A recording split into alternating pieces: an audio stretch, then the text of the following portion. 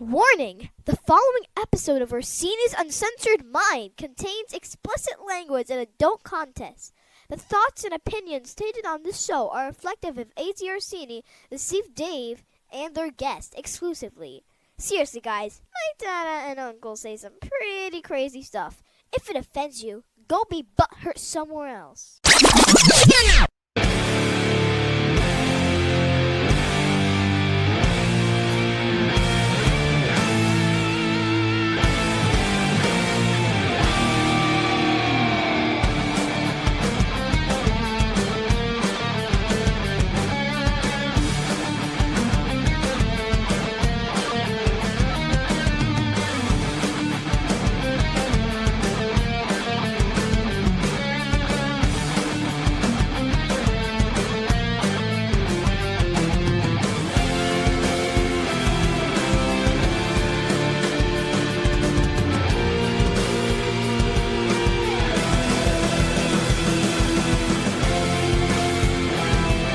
Welcome to Orsini's Uncensored Minds, and now your host, AJ Orsini with Dave.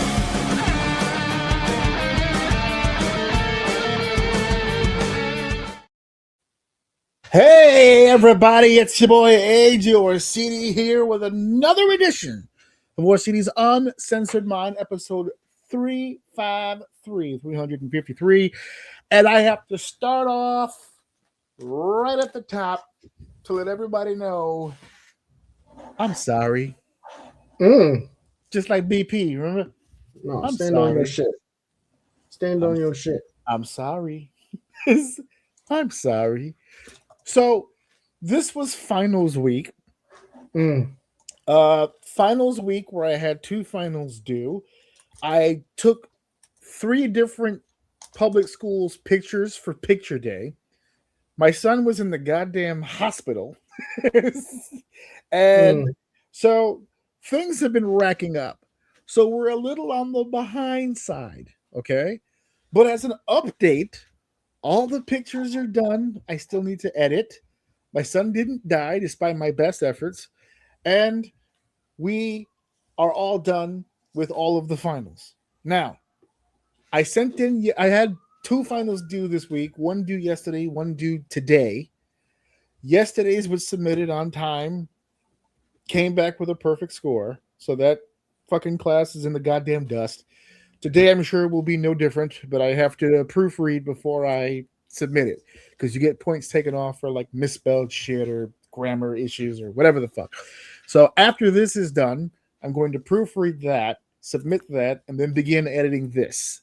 So another apology I have to make is because this week was going to be so hectic, I spent a whole day on Saturday scheduling all of our WrestleMania clips throughout the course of the week. I had it scheduled all the way to Wednesday, which left open our new episode. The problem is that we rescheduled, and I got so used to the idea of focusing on the finals and not looking at the YouTube channel that I hadn't touched it in like a day. I didn't realize it until today that it stopped processing clips as of yesterday. So we haven't had the same rhythm. I've been off. There's a lot of things off. But slowly but surely, shit's coming off the plate. Hey, we're back. We're back. Dave, apologies to you. I know I've been fucking up your little rotation deal here. But just wanted to get that out into the open air.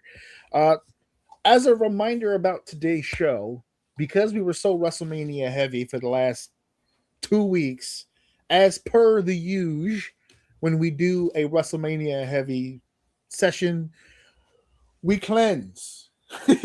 we cleanse the body of wrestling for just a week. We take a week off from being a pro wrestling podcast and dabble into some other interests. We take it into some different directions. And today is no different. We have a plethora of topics that are non-pro wrestling related. And so I wanted to say this at the top of the show. I said last week, barring something humongous happening, we're not doing any wrestling this week. And I got a bunch of people who messaged me asking me if we were going to do the releases. the WWE releases. Okay. There was a bunch of people looking at me going, okay, I know you said no wrestling, but Jesus Christ, this is pretty big. You should probably talk about this. And my response to that is, it ain't big. This happens every year. Now, do I want to talk about the releases? Absolutely, because there's more to the story than just the releases. This year's a little bit different because the blame now is being shifted to a whole nother entity. And I'd like to poo-poo that as soon as I can. But that's not going to happen here. As I said, it's not a big deal to me because like I said, it happens every single year. We're going to have the same issue next year. So I'm not going to set a precedent in breaking my word over something that's not all that insane. For whatever reason, it gives me a week to show you another individual who's making some headlines. Not sure if you heard. There's a young lady by the name of Lizzie Rain that everyone's talking about, sending me clips and looking to see if I'm up on my NXT. She's a debuting young lady over at NXT who has a very unusual finishing move that she debuted on NXT. And again, as much as I would love to talk about the debut of Lizzie Rain, not big enough to break us from our cleanse, which is what we need to focus on here. We need to focus on our cleanse here. So, Dave, we're doing an episode that doesn't have any pro wrestling in it, and we're doing an episode that has a little bit of video game in it. There's going to be some hot video game action coming up in just a few minutes. But the big question now becomes, what exactly are we talking about on the show today? Hey, what's going to be on the show today? Mortal Kombat! Mortal Kombat's coming out. The second movie from a previous franchise that already existed, but brand new, coming out in a few months. And we're talking about it because they've released a second trailer, which means they're releasing more information about the movie. But side by side with the release of this trailer for the new Mortal Kombat film is another trailer release for an old rival, Street Fighter. Mortal Kombat and Street Fighter are releasing movies in the same calendar year. What a weird time to be alive. But we're going to talk about it. We're going to talk about Mortal Kombat. We're going to talk about Street Fighter, both the movies, and I kind of wanted to get into the debate about the games as well. There's a popular fan base for both franchises. We touched on these games a little bit when we went over the high score stuff, whenever we did the game changer stuff. These games are Americana, so we'd be doing it a little disjustice, a little bit of injustice just to do the movies. So I kind of want to go over the games a little bit too. That's going to be on today's show. We're also going to transition to another movie-themed conversation. Michael Jackson, a man who had held my heart very early on in my lifetime with his music and career. I don't even want to talk about all the stuff he was accused of holding with the other kids, but it's just here in my heart with the music and now the movie. The biopic is coming out not too long from today. And we're going to talk a little bit about the man himself, the king of pop, Michael Jackson. We're going to then transition over to a very serious conversation where we were talking about children. We're talking about the kids again. We touched on the topic of children a while back when we talked about the viewing habits. We talked about the kind of different YouTube channels and different programming that's out there for the kids. We never really touched on the device itself. We've never really touched on the tech or the screen time or anything like that. We're going to debate that here today. And, of course, in our main event, we're going to stay in the kids department just a little bit. We're talking Disney animated films. The creme de la creme of cartoon movies.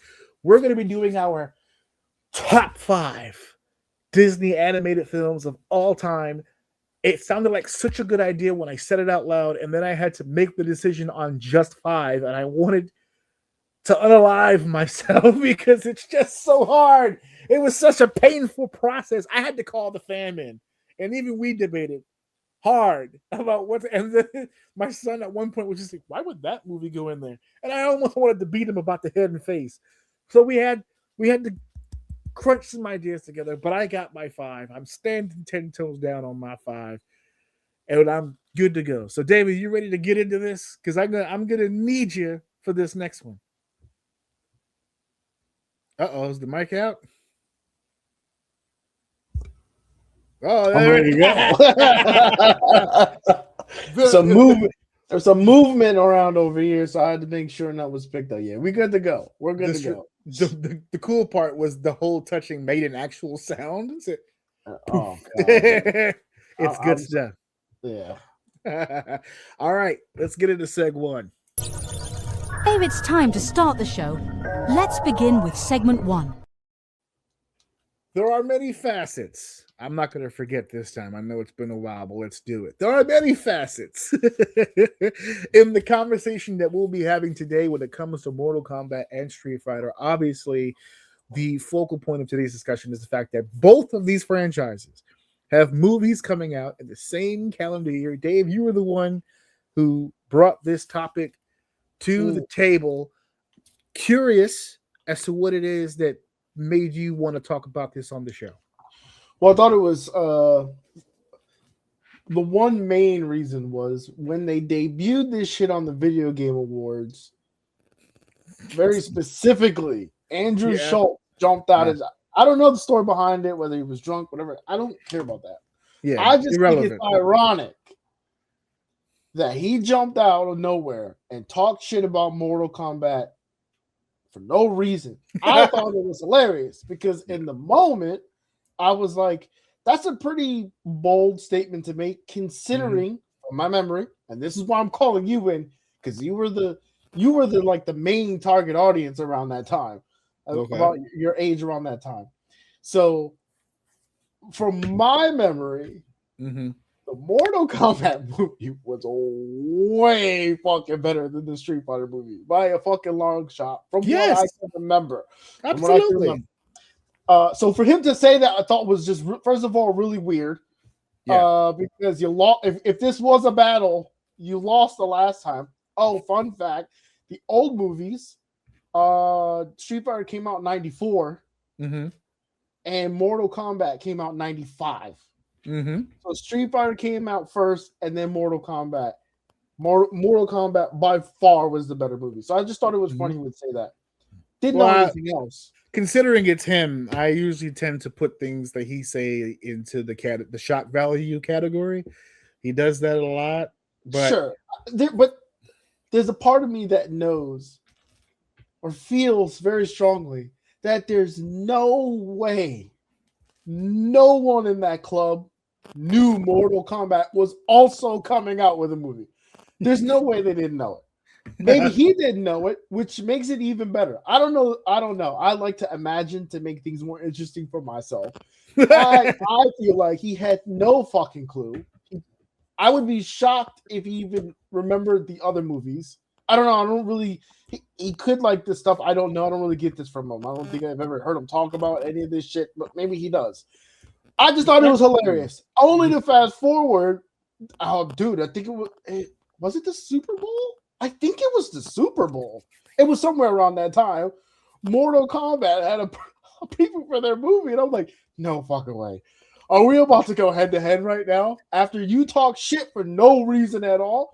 Because if I'm judging by the trailers, woo, y'all about to get your asses clapped, dude. Because that shit looks so good. It makes me. I want to go to the movies and watch the Mortal Kombat one. That's saying something. That's how good that shit looks, dude. But yeah, so that was. It's like a funny reason for it, but like that's kind of why I wanted to. Talk about it just a little bit, just for fun, and nothing serious. But I thought it was hilarious. Let me play devil's advocate here for a second, because like you, I don't know for sure whether he did or didn't know. But allow me to play devil's advocate, because it's a wonderful bridge into the actual conversation that I genuinely want to have, because these movies are being made for a very specific reason. There's a built-in audience, right? These two franchises, you can correct me if I'm wrong, but have reigned back and forth as the king of fighting games for a long, long, long time. There have been other fighting games that come along the way that may have moved them from time to time, but when you think fighting games, and video games, you usually think either Street Fighter or Mortal Kombat. Yes. That's fair, but if we're looking at at a high level, but Mhm. if we're like zooming in a little bit, you're not entirely wrong. Mhm. But I don't. There have been where Street Fighter has maintained its relevance. Mhm. Mortal Kombat has been on and off, and Right. even when they've had a bigger game, it wasn't like I wouldn't even say it was number 2 most popular fighting game. In Right. my opinion, I could be wrong. I watched some of these tournaments and stuff like that. Mortal Kombat was cool, but Street Fighter is by far larger and has been for a very long time. Which is why maybe if he is interested in this stuff, let's go the other way. Mhm. He knows Street Fighter is the shit. Because even right now, Street Fighter is like the number 1 fighting game with the new Street Fighter 6 is amazing. And they've been doing great with sales and everything like that. So maybe he's just I don't know, maybe he went to that orientation. You know how they get you pumped on the company during Yeah. orientation and they start throwing out numbers of Street Fighter 6 and he's like, oh, we the shit. I'm gonna go out there and start. Well, that's part of my scenario that I'm trying to lay out, because I saw someone online describe it like this, and I don't know if it's true or not. Again, other people have more expertise, but he claimed that Street Fighter and Mortal Kombat is kind of like McDonald's and Burger King. Are there places with better burgers, better service, and better food? Absolutely.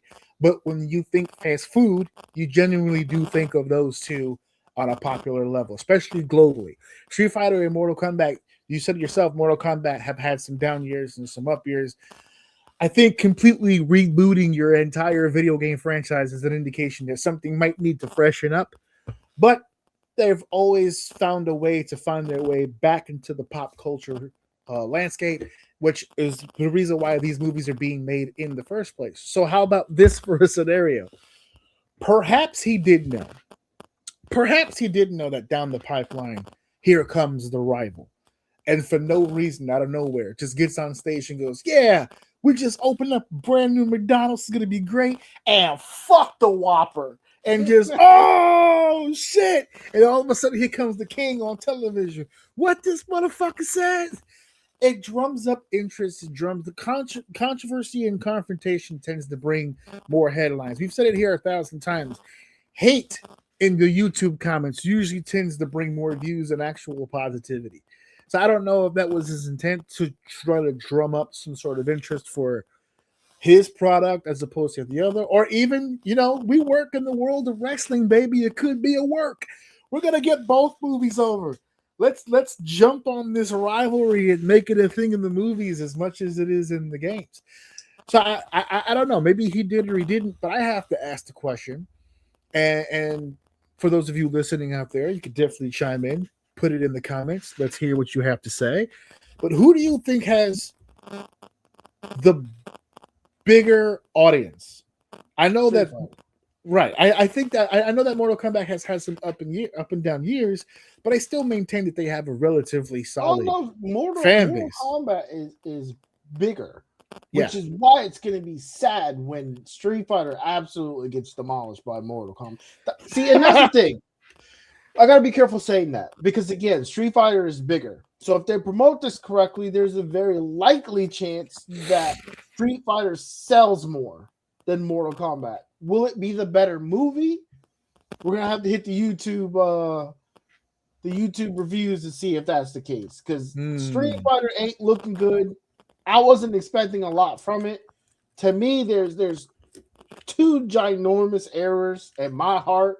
Cammy don't look like Cammy, and Chun-Li ain't thick. So we got we got two problems for me. However, Mortal Kombat just straight up looked like I was watching the 1995 movie in the trailers again. You know what I mean? So I think we'll see. You're a little bit more hyped for Mortal Kombat. I'm 100%. I look at Street Fighter in kind of the same vein, the current Street Fighter, in kind of the same vein that I saw the first one in. I think this one will be better than the first. It kind of almost has to be, but It won't, and I'll tell you why. Because it won't be. No, the number one, and mark my words, the number one standout shit performance in this movie will be Cody Rhodes. Oh, I thought you were gonna say something else. Well, yeah, no, he's not gonna. It will be Cody Rhodes. He does not look like Gayu. He is. They've already picked apart the trailer and how the way he's doing certain moves aren't correct. Mhm. And I see a couple trailers of him like cracking jokes. Yeah. To me, it's fucking weird. It's just I feel like they're going to Guardians of the Galaxy this. Yeah. And it's going to be fucking joke heavy. It's not going to take itself seriously. And it's a fighting game. Mm-hmm. Don't get me wrong. There are funny characters. Unironically, Andrew Schultz's character is supposed to quite literally be a joke character. He wasn't supposed to be a popular character at all. His moves were made to be trash deliberately. It was a joke character and turned out to be a very popular character. So there are joke characters in here. The problem is I think this movie as a whole is just gonna. I'm only watching this shit for Akuma. I want to see how they do Akuma. They did one scene. I saw one scene, and that shit looked fire. So let's see how they handle Akuma. And the two big people, in my opinion, in this, I think are going to be pretty decent, and that's 50 and Roman Reigns. We'll see. I'm kind of interested in the guy who, because I like the actor who's playing Ryu. Okay. I liked him in Warrior. I saw the clip of him and Ken in the little apartment thing in the trailer, and I was like, ooh, it fits in with the goofiness of what's happening. But I like him as an actor, to be honest with you. I'm kind of curious how that's going to say. And you want to talk about joke character? I promise you, Jason Momoa is going to be slapstick. Here's the problem. Unchained. When they said Jason Momoa for Blanca, I was like, you know what? That's not a terrible casting. The problem is, I think Jason Momoa is way too goofy. I think he's just way too goofy as a person. Yes, it's gonna make me feel like I'm looking at someone cosplaying as Blanca. So we'll see. Which we're already doing with Cody Rhodes, because with the headpiece and the whole it looks like a Party City guy. So this is gonna be amazing. It's so bad. I love the fact that they made such a big effort to let everybody know that the lady playing Chun-Li was trying to get bigger thighs. No, it's not gonna happen. I'm trying. I'm trying to do it. I'm trying. I understand it. She was trying to plead her case. Like, I'm trying. The fact that you even auditioned for that was crazy disrespect. You knew what your thighs looked like before you went into that room. At the gate with a measuring tape, just hitting all the thighs. No, don't even come in the room unless you hit the roller coaster, bro. You're not this tall. You can't go on this ride. If your thighs ain't this circumference, you cannot walk through this door. I don't care how nice you are. I don't care how Asian you look. I don't care if you throw the sickest kicks. If your legs ain't thick, you can't come in here too. And the thing about Chun-Li, they're not like fat thighs. She's got muscular legs. Yeah. So they could have casted someone pretty unique here, but maybe they just didn't get anybody good. I don't know. But that breaks my heart, man. I'm a Chun-Li main from back in the day. Okay. So if the thighs ain't thick, you're not a character fit. I've said. I'll tell you what though, Geef looks good. Cool. The guy they casted for Geef, for Zangief, that motherfucker big. That's a big boy. I'll tell you right now. No, it's gonna be fun to watch it. Honestly, I wouldn't have. Okay, let me rewind a little bit. If the Andrew Schultz thing didn't happen when it did, and I saw it live and all that stuff together with the Mortal Kombat coming out later, didn't even know, but it. To your point earlier. It kind of baby stepped its way to the point where now I'm going to watch both these movies. Yeah. I wasn't going to watch them before. That might have been the plan. That's what I'm saying. It's a work. If it was, you know what? Because I'm an Andrew guy. I like Schultz. I've watched him for a long time. I've seen his growth and stuff. I get it. If he playing this shit, good for him, man. Happy accident. I'm going to assume it was a happy accident, but he got me. If that was the case, he got me, because I just think the whole thing together is It's just funny. These are two video games that are great and whatever. I'm just gonna watch them. We'll come back and talk about which one was better. Sounds good to me, man.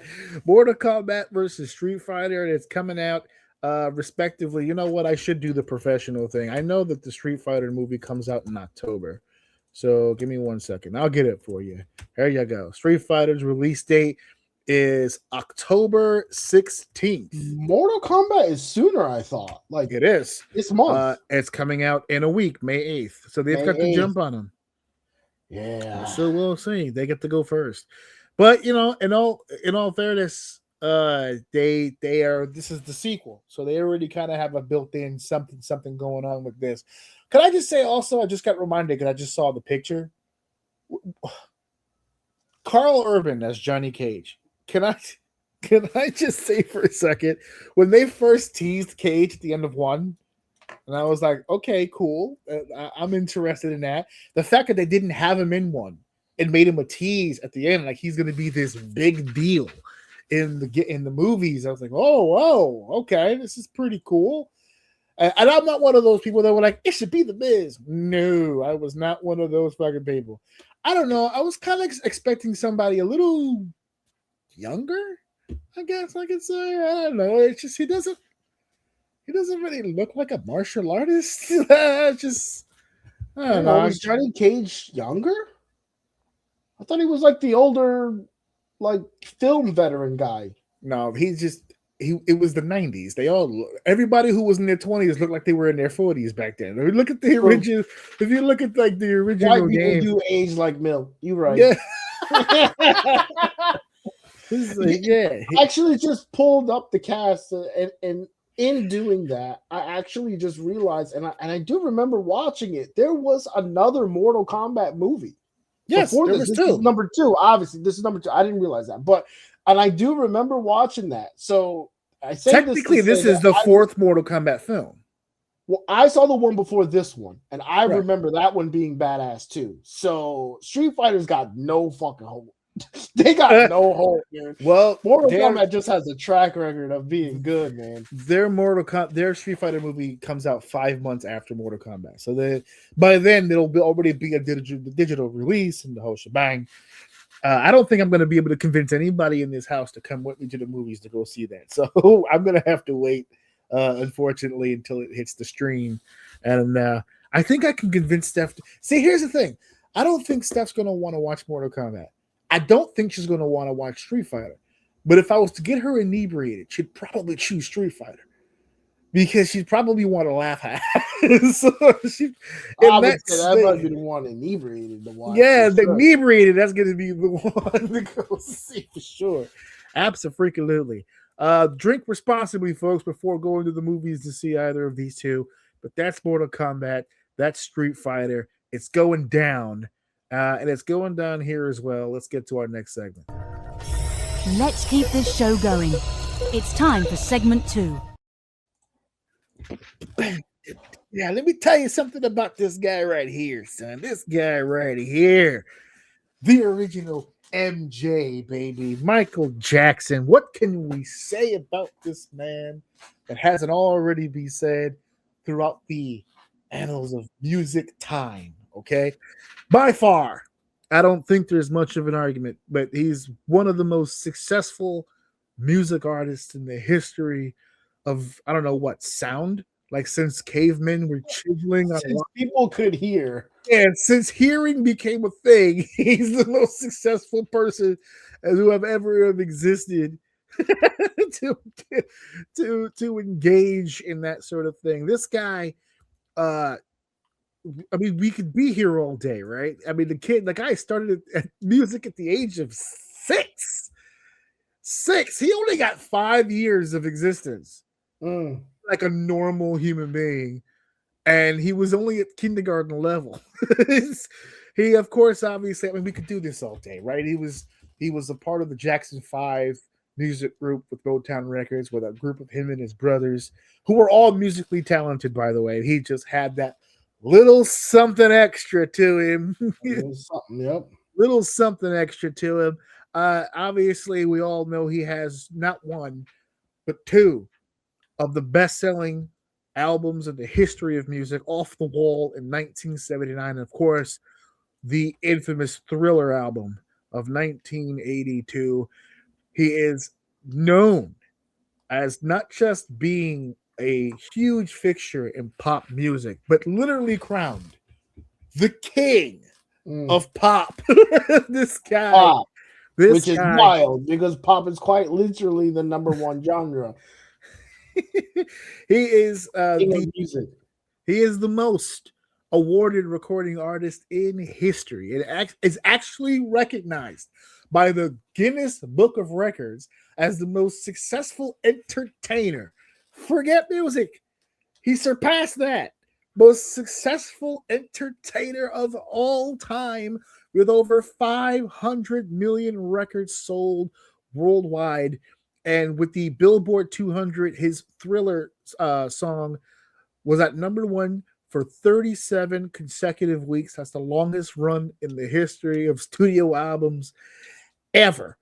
His Bad album in 1987 produced 5 number one singles on the Billboard Hot 100. He's got 13 solo number one singles. Solo. They're not even including the group shit. Okay. The only artist with top 10 hits across 5 consecutive decades, the 70s all the way to the 2010s. He's won 13 Grammys with a record 8 in one night. This guy is ridiculously good at his job. He's one of the greatest performers of all time. One of the most famous things that you can say about Michael Jackson is the Super Bowl halftime show where he popped on stage and stood there for 2 minutes.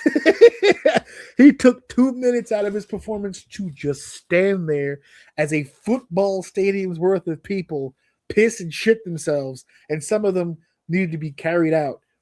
Yep. The infamous carry out at the Michael Jackson concert. Michael Jackson has to be one of the only celebrities in the world where if you buy a 20th row ticket to their concert, you could end up on the front row because people just get eliminated like the Royal Rumble, man. They go up there, they pass out, they fucking carry them all on stretchers, dude. Now, over the years, he has become, at his peak, we just ran it all down. He's one of the most successful music artists of all time. With that success, however, has not come in the easy life. This man has been known to be a little odd from time to time. First and foremost, obviously, the one that always pops out is his changing hue over time. All right, he's slowly Sammy Sosa himself. Well, it's Pepsi's fault, if I'm not mistaken, right? Was it Pepsi or was it Cola? I can't remember. Pepsi was the reason his hair caught on fire. They weren't the reason his pigmentation completely failed him along the way. But we've had situations like he was famous for. This is a grown man who had a chimpanzee by the name of Bubbles. You remember Bubbles? And obviously the Pepsi commercial was a big thing. He dangled the baby in Berlin. That's another conversation. I mean, haven't we all? Well, not in Berlin. I haven't had Not in privilege. Berlin. Fair enough. But I have threatened to throw my child off. I mean, listen, I don't know if it's just a guy thing. I'm not gonna hold you. But like if you're standing on a balcony and you're holding a baby, there's an urge there. Now he got enough money where he could like feel okay to do it. But there's always an urge to just kind of like you sit there, you're like, yeah.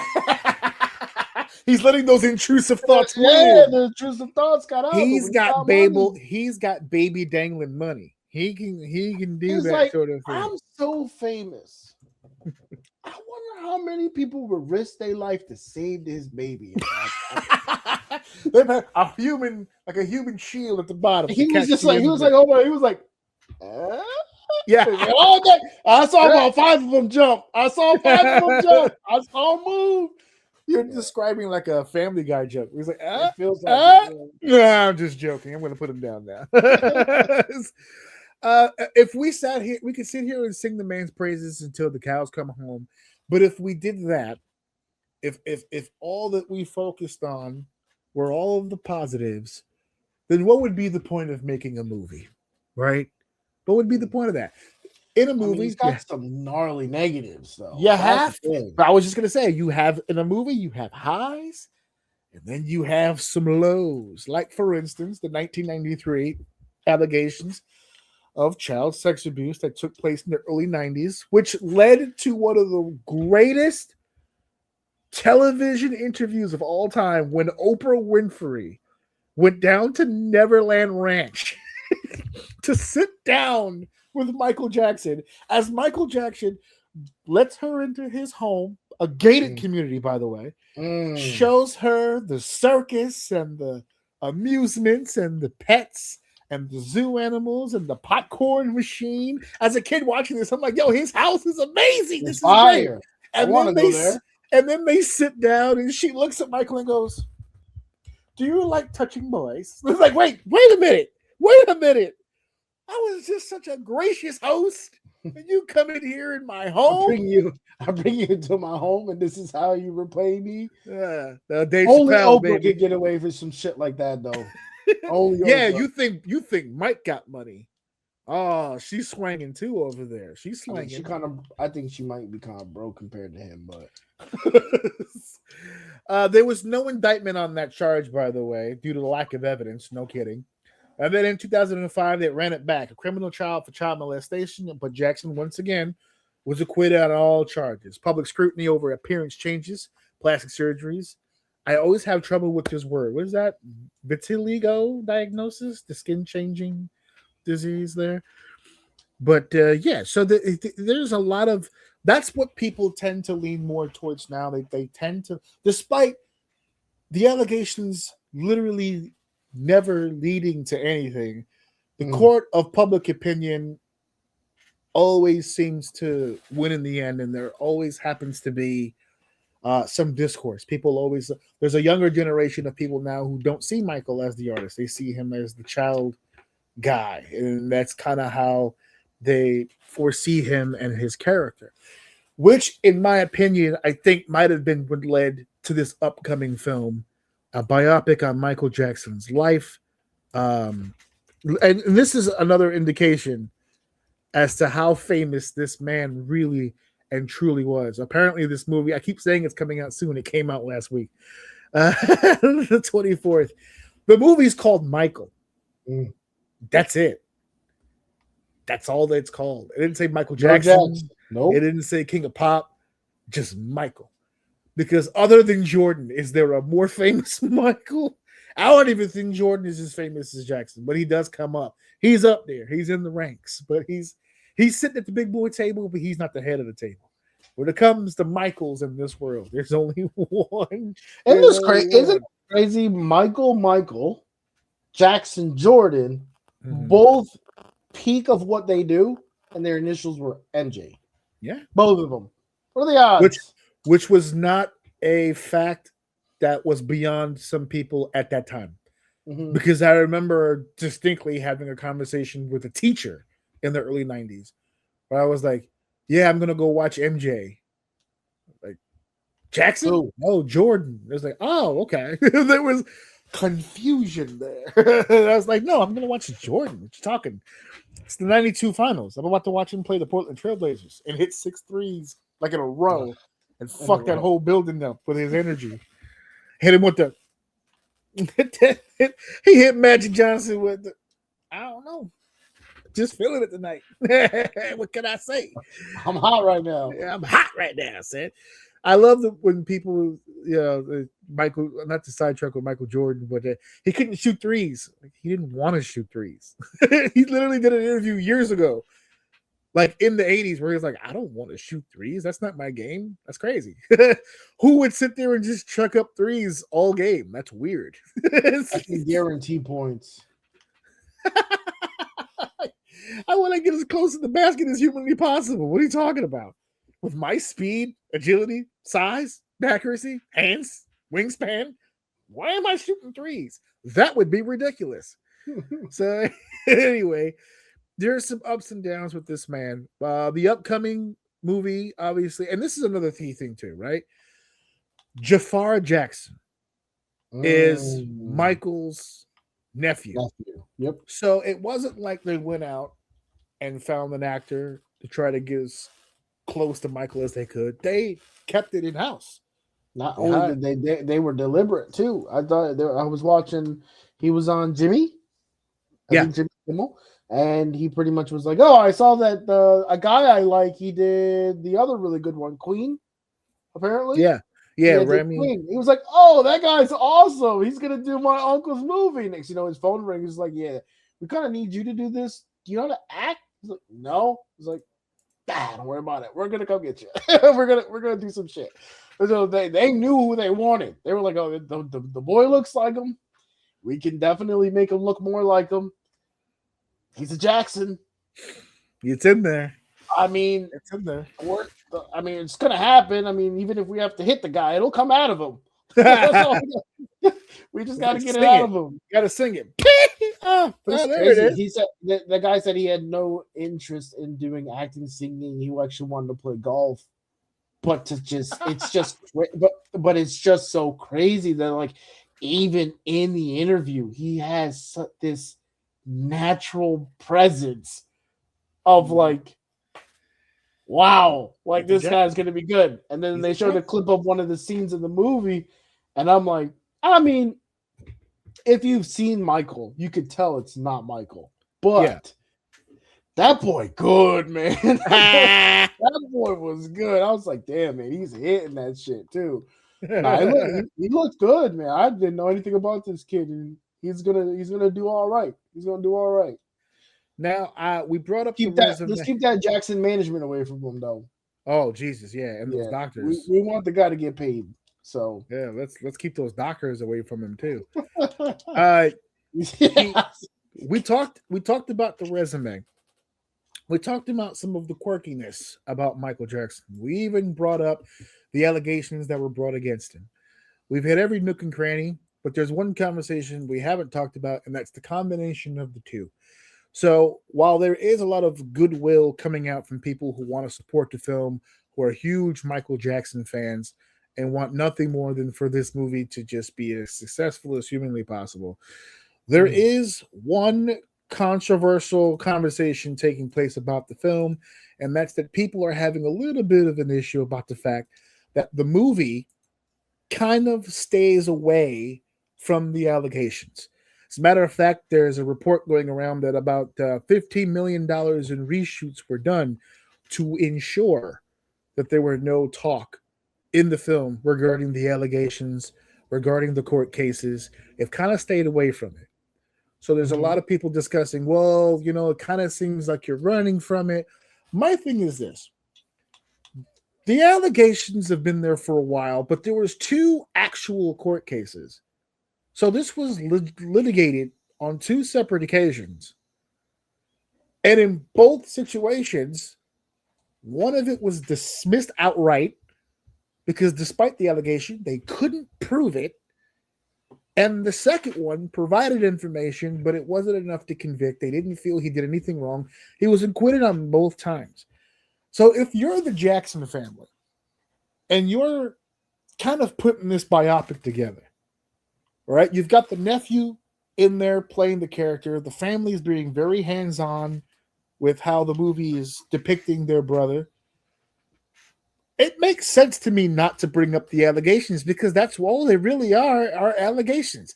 If there was a court case where he was convicted of something, if there was evidence brought to light that says, yes, Michael Jackson did this, I think it would be within their responsibility. I think they'd be obligated to do it. Yeah, they would be obligated at that point. Because in that manner, you're trying to erase reality. Right, exactly. Now you're trying to change a completely different narrative when the narrative with the movie that they're spinning is we're talking about his life, we're talking about his successes, we're talking about his achievements. That's kind of where we want to leave it. We want to remind the audience of how amazing he was as an artist. Bringing up the court cases, I feel would be something that would be necessary if the court cases went somewhere. There were just allegations and they were disproven in court. It really doesn't benefit or behoove the family at all to even bring them the fuck up. And I hesitate to say this because I didn't look too deep into it. I just know my wife was talking to me about it. But she made some type of suggestion with this whole Epstein stuff that's going on that leans towards the fact that he didn't do it. And if anything, there's suspicion that like he was kind of taken out. I don't want to get into the conspiracy shit. I know people will kill me for saying the word conspiracy. Tinfoil hats. All of this is supposed to be like it's hearsay, but I've heard it too. I'm staying away from it. But what my point is, if you listen to it at all, like you just said, you kind of heard it, that there's actually something pointing into the direction that he didn't do it. And if anything, they were trying to. He was trying to protect the kids. They were trying to throw dirt on his name to if he were to say anything, it was to combat the things that they were saying about him, which is why these things were kind of like so for even that even if that was an idea that people are having like could be true, or even if it is true, to me that's even more of a reason. Outside, first of all, what you said is more than enough. He wasn't convicted, so I don't think we should keep driving this home. It's been years. He's gone now. Still, no one has done it. Like, I mean, for God's sake, Cosby was in jail or is in jail, wherever the fuck he is right now. He got convicted. R. Kelly got convicted.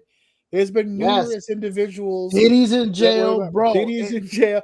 Everyone got it. Michael would have been. And this is my theory about him. I don't think anything happened. I don't think anything. Is it weird? Yes. Are you a grown ass man? Do I doubt that they slept with him in the bed? 100%. Like, sure, it probably happened, and it's impossible. Even I am skeptical about it. And I know it's impossible to live in a world where you think random kids are sleeping in a bed with a grown ass man and it's not weird. But like, I don't know. And to the point, he wasn't convicted. I don't see any reason to talk about it.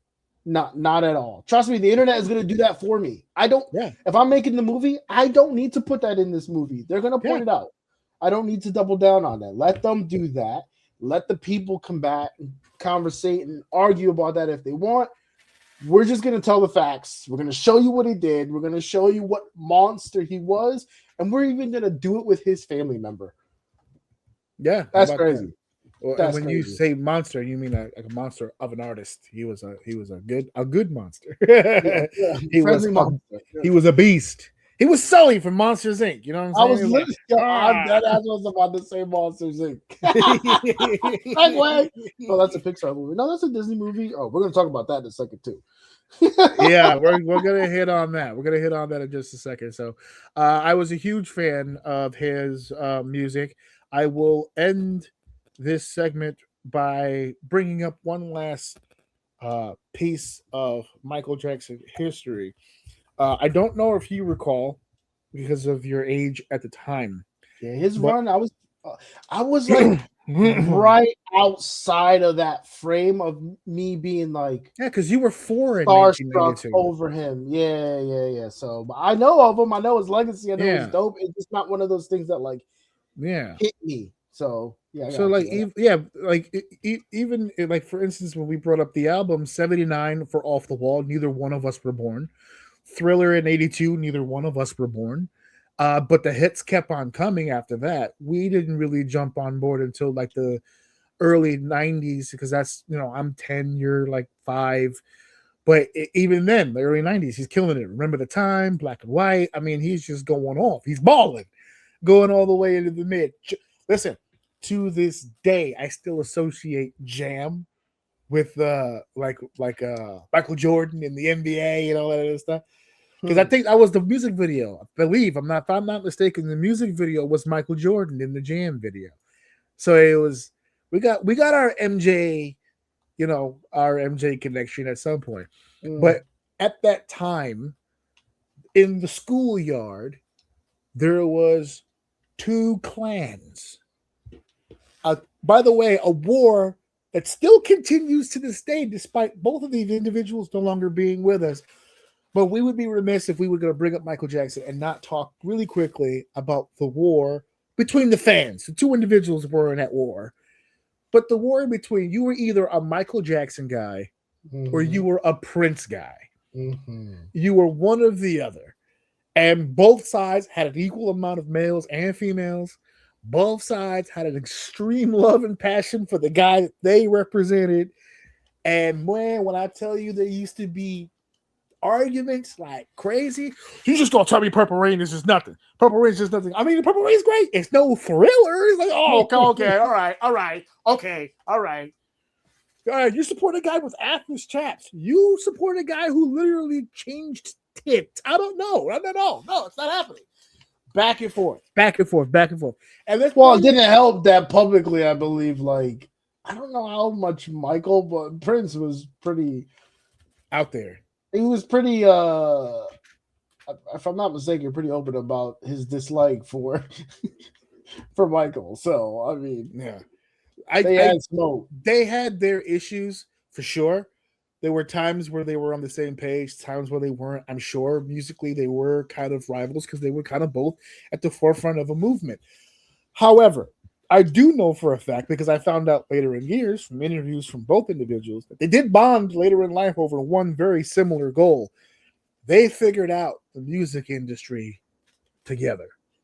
Because these two individuals, if you go to YouTube right now, folks, and you start looking at interviews from Michael Jackson and Prince later in life, when they start breaking down the music industry and putting you guys on game, what happens, how this whole thing goes down, what the points look like, what the actual money in the industry looks like, who gets what, who's getting screwed.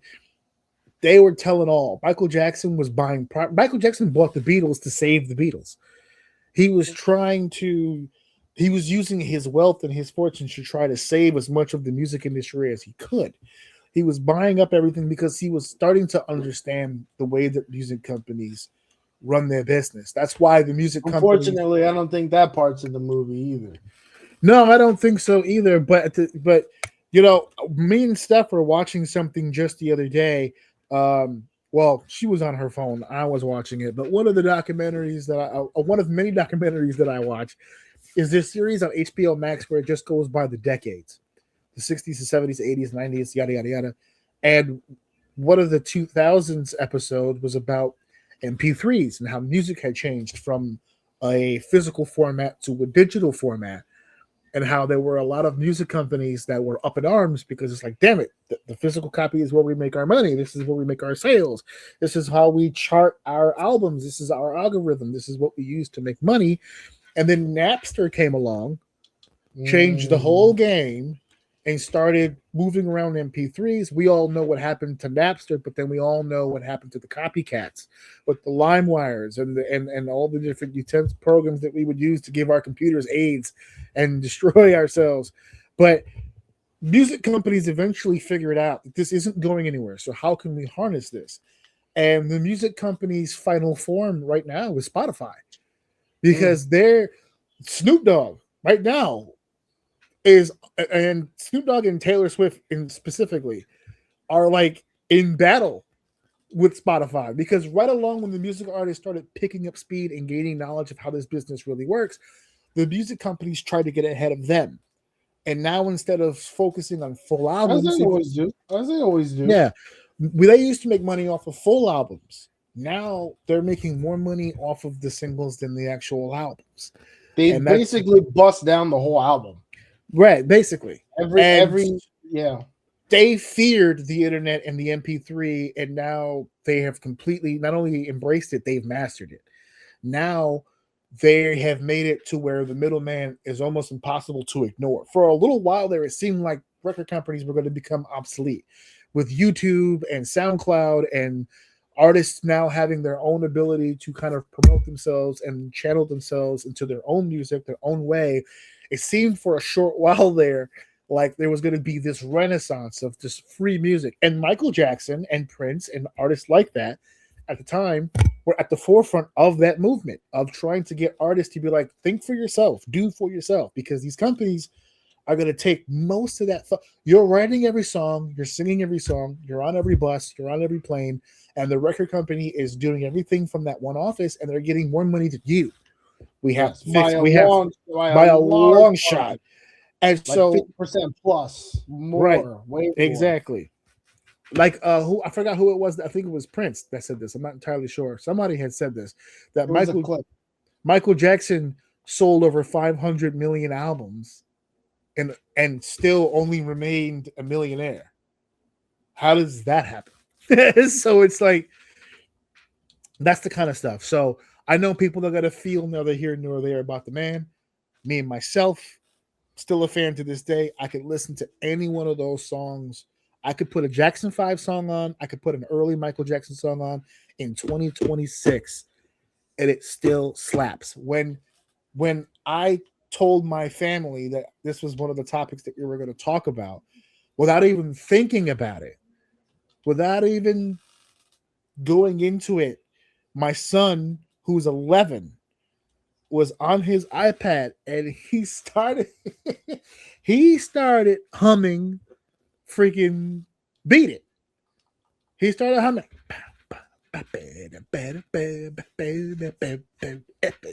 It's fucking infectious. He knows that song because his school, who has dance classes, they've done Michael Jackson stuff. And that's one of the kids.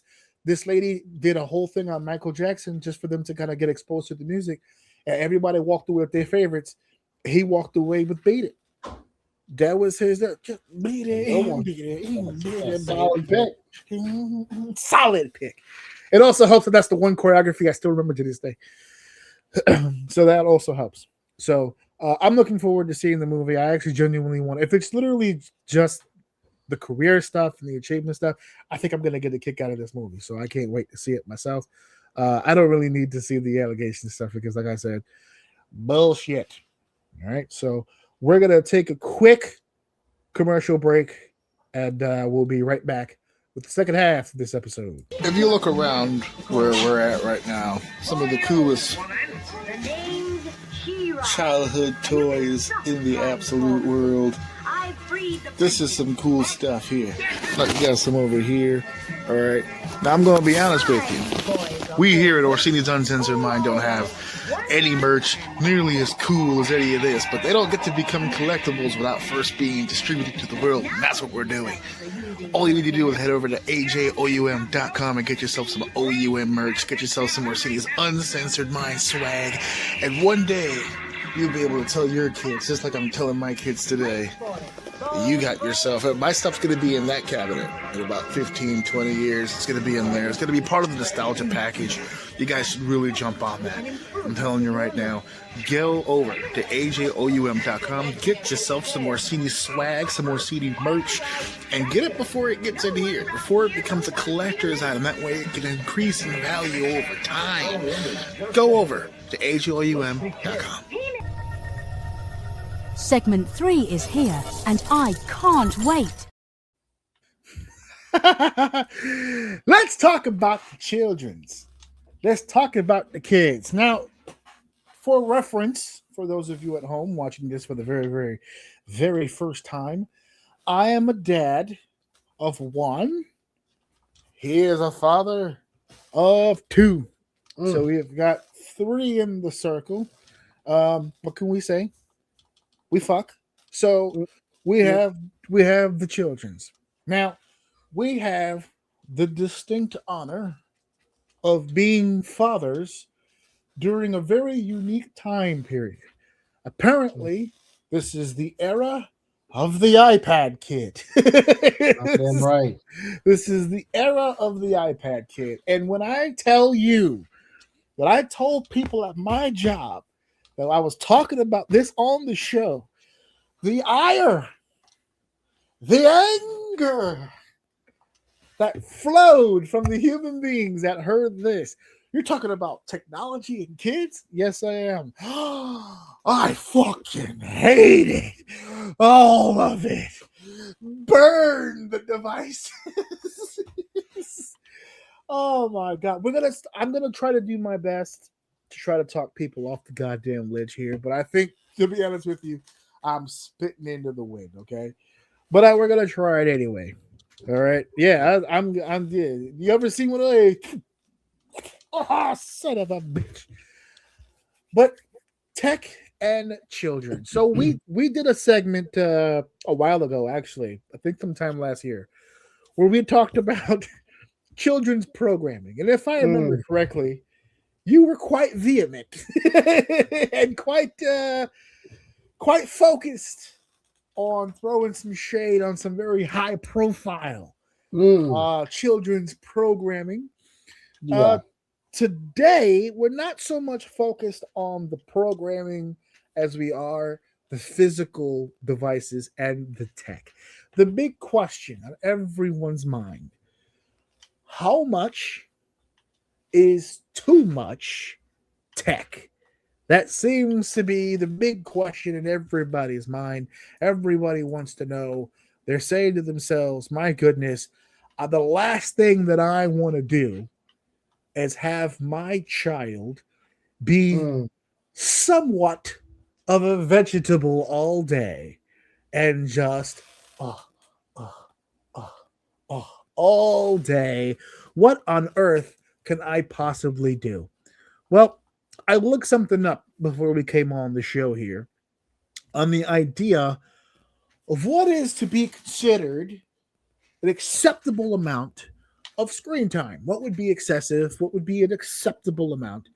And so leave it to the American Academy of Pediatrics. All right. This is science.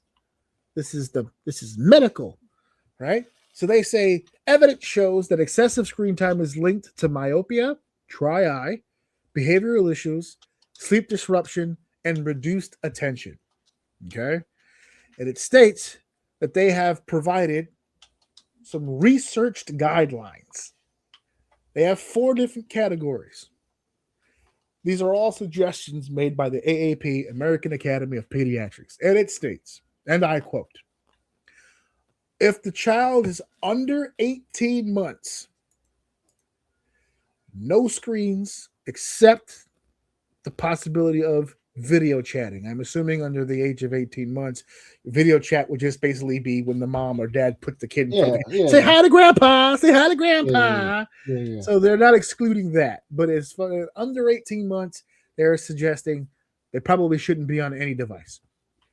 18 to 24 months, avoid screens. If used, ensure high quality content and co-viewing. That's you, the parent. They want you to be around for what they're watching. Okay. Now, it suggests on the third category, from ages between 2 and 5, they are suggesting less than 1 hour a day of high quality programming. And then for older children, aim for under 2 hours a day of non-school screen time. They were slick to put that one in there. They're not going to include the school screen time that's in there. A major study found that toddlers with under 1 hour a day of screen time showed a 25% improvement in cognitive abilities compared to unrestricted peers. Okay, so I'm going to stop there and just talk about this for just a second, because you have a device in your home for your daughter. I obviously have a device in my home for my son. On your side, are you anywhere close to these guidelines, to these suggestions? Do they seem a little low? Are you in that neighborhood? Oh, if that's the guidelines, man, I'm fucking my kids up, man. Those guidelines are kind of a little aggressive, but they're a little aggressive, yeah. But I mean, listen, like I get it. I have my own guilt with it too, but the only way I can like sit with it is it really doesn't go on much when I can avoid it. Like, for instance, I work from home. My wife works from home. We don't have babysitters. So my job has been reduced to a certain amount where I can still work, but my attention really is kind of on them. But when I am working, I cannot teach my child ABCs. I just fucking can't do it.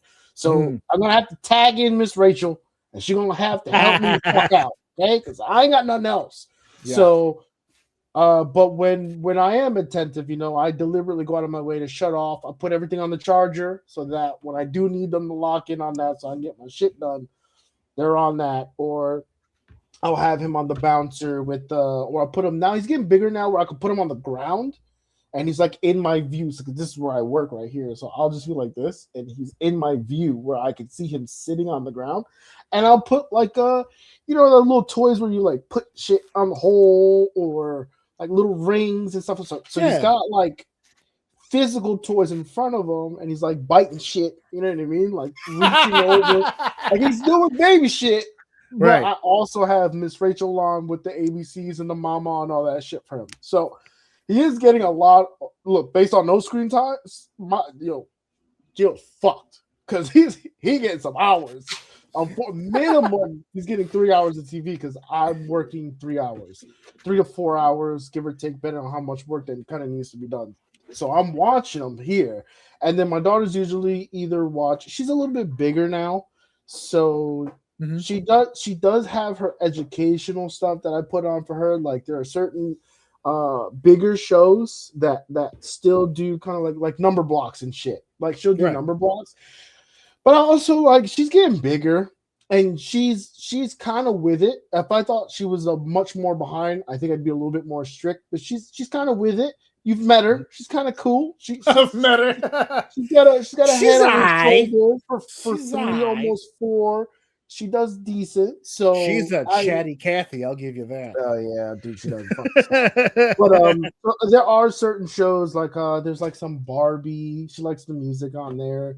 Okay. Trolls. So these aren't like educational, but they're like singing, dancing. There's things like they both really fucking like this guy I saw recently named Handyman Hal. He does all this like construction and shit. He's fucking awesome. Oh, you gotta watch it. This is the guy I told you that's retired AJ Styles. I swear to God.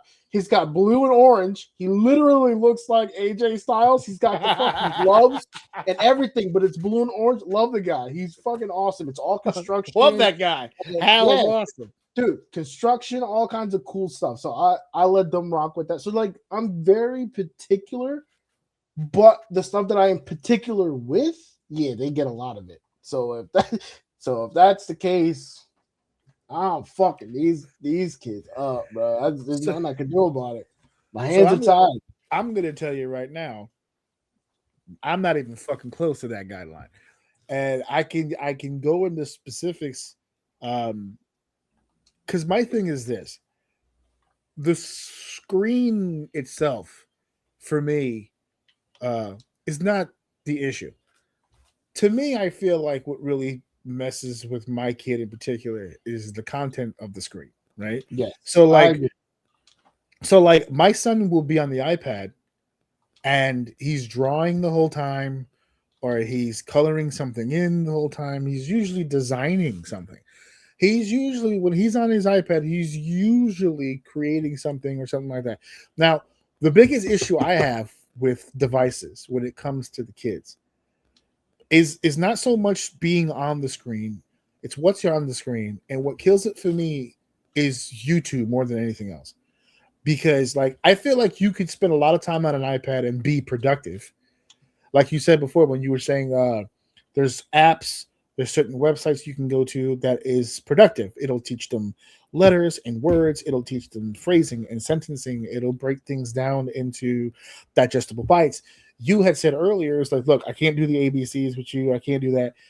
In this house, we're extremely lucky about the fact that I have a 15-year, tenured, master degree educator in the other room who very simply, we don't need any device to do any of that. But we've acclimated to the device. Like, for instance, during the pandemic, I think everybody got a crash course on teaching through devices, because that's really like, you guys didn't, you didn't get to experience that with a child.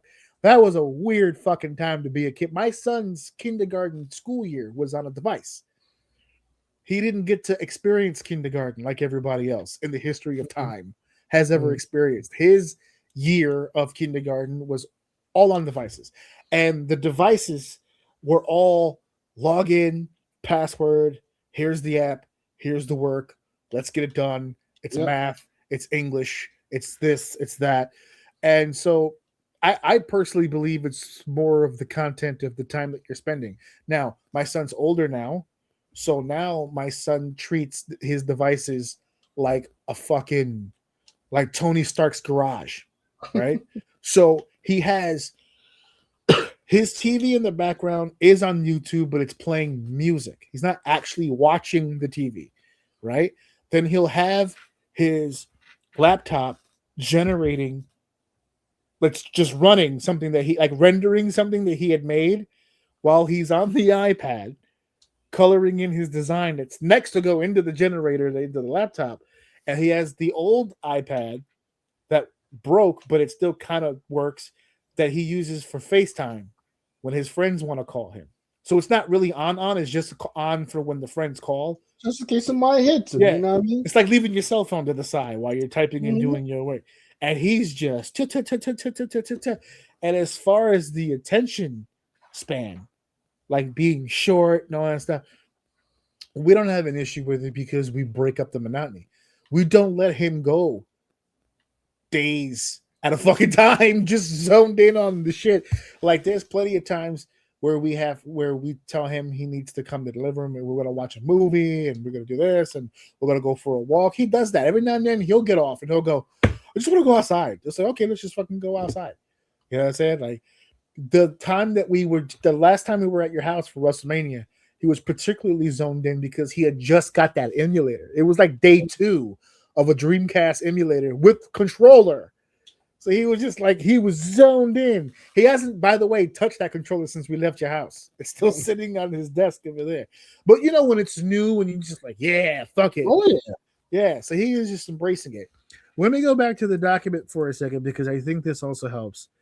It lists, again, this is all from I'm reading again from the American Academy of Pediatrics. They list that some of the benefits of early tech exposure, right? So introducing your child early on to technology it affects language development through interactive apps and music-based programming. So it improves their concept of language, problem solving and cognitive skills, especially when paired with hands-on play. So a mixture of both, kind of like what you explained with Geo, where it's a little bit of both.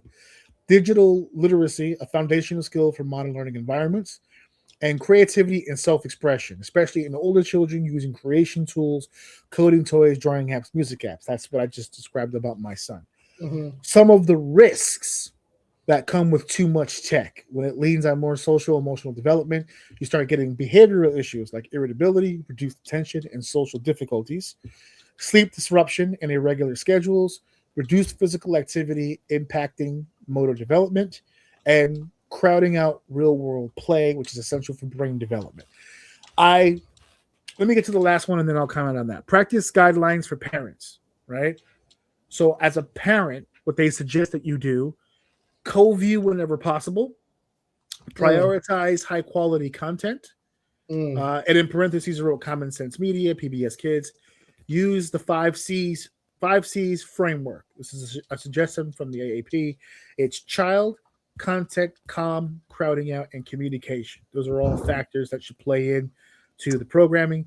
Protect unstructured playtime. It's more valuable than passive screen time use. Model healthy tech habits.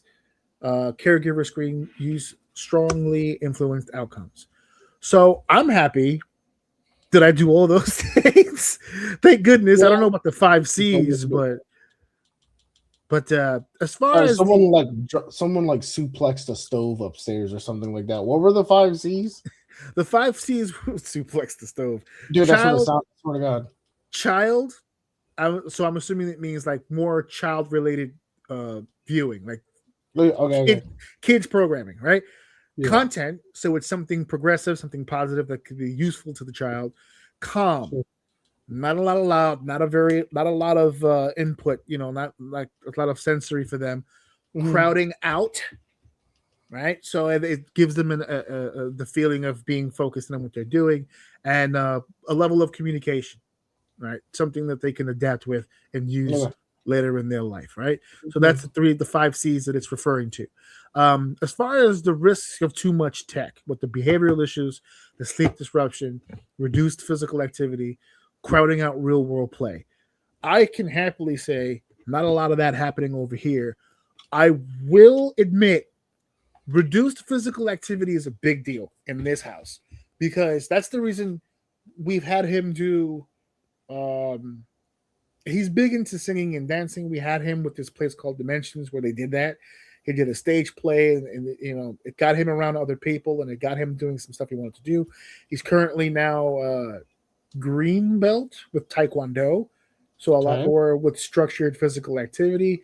We set him up with play dates with his friends, and by play dates I mean like outside of the house. Parks, indoor playgrounds, trampoline parks, just moving around, stuff like that. I have noticed over time, though, before when he was younger, he was a bit of a firecracker, right? He had a lot of energy. He's starting to get to that age where that energy spike is a little lower. And I'm noticing it with his friends, too. So what happened, this is a quick, hilarious story. We decided that we were going to take him to this indoor playground. Humongous place, and it actually is good. They had a section for smaller kids, but they also have an area for like bigger kids, and obviously he's one of the bigger kids. So we not only took him, but we set up a play date where 2 of his friends and their families were going to meet us at this place, so that the 3 of them. Yeah, look at y'all making them go outside. Fuck you guys. So you know what sucks about play dates? I gotta go too. Like, I don't want to be at this. I can't even play. And you go. Don't make me bring my kid. Fuck you go. He's still right here playing Madden. Leave him alone. So he goes to the indoor playground, and they go to the indoor playground together. And in the past, when we've done that, when they were little, we would take them to places like Billy B's and stuff, and they would go nuts. And we would have to pry them from the place. 3-4 hours, solid work. We would need to, and we would still need to like bribe them to like get the fuck out. We took them to this indoor playground. They were in there for 45 minutes, and we caught them just like sitting in one of the things. And we were like, "You guys okay?" They were like, "Yeah." I was like, "What's the matter?" He's like, "Kind of did everything." I was like, "Oh my god!" And the three of them are in a usual FaceTime chat when they play games together through their iPads. I said, I have to rip you guys apart from your iPads to do things. Now it's like we're outside, and now like could be Roblox here right now, bro. Like for real, like this is crazy.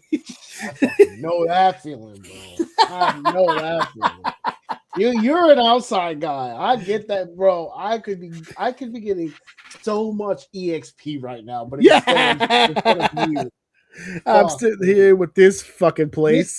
This conversation. This is a phone call. I'll sit on the phone with you all day. Yeah, all day long. I got no problem with that. Why are we in a playground? This could have been an email. Could have been an email, dude. I could be cap level right now. Cap level right now. Instead, I'm in here fucking with you. So I understand it. One of the arguments that I would like, and see where you land on this. One of the arguments that I would love to bring to the table is that I sometimes feel like, as parents, and I'm completely convinced of this when I say every generation of parents, I think has a small measure of amnesia when we go through things like this.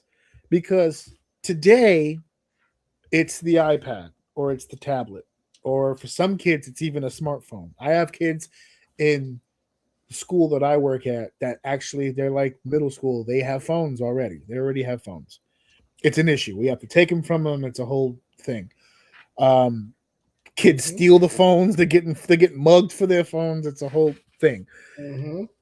But my generation, we're the parents now, and they look at that and they go, shame, wasting your life away on those devices, right?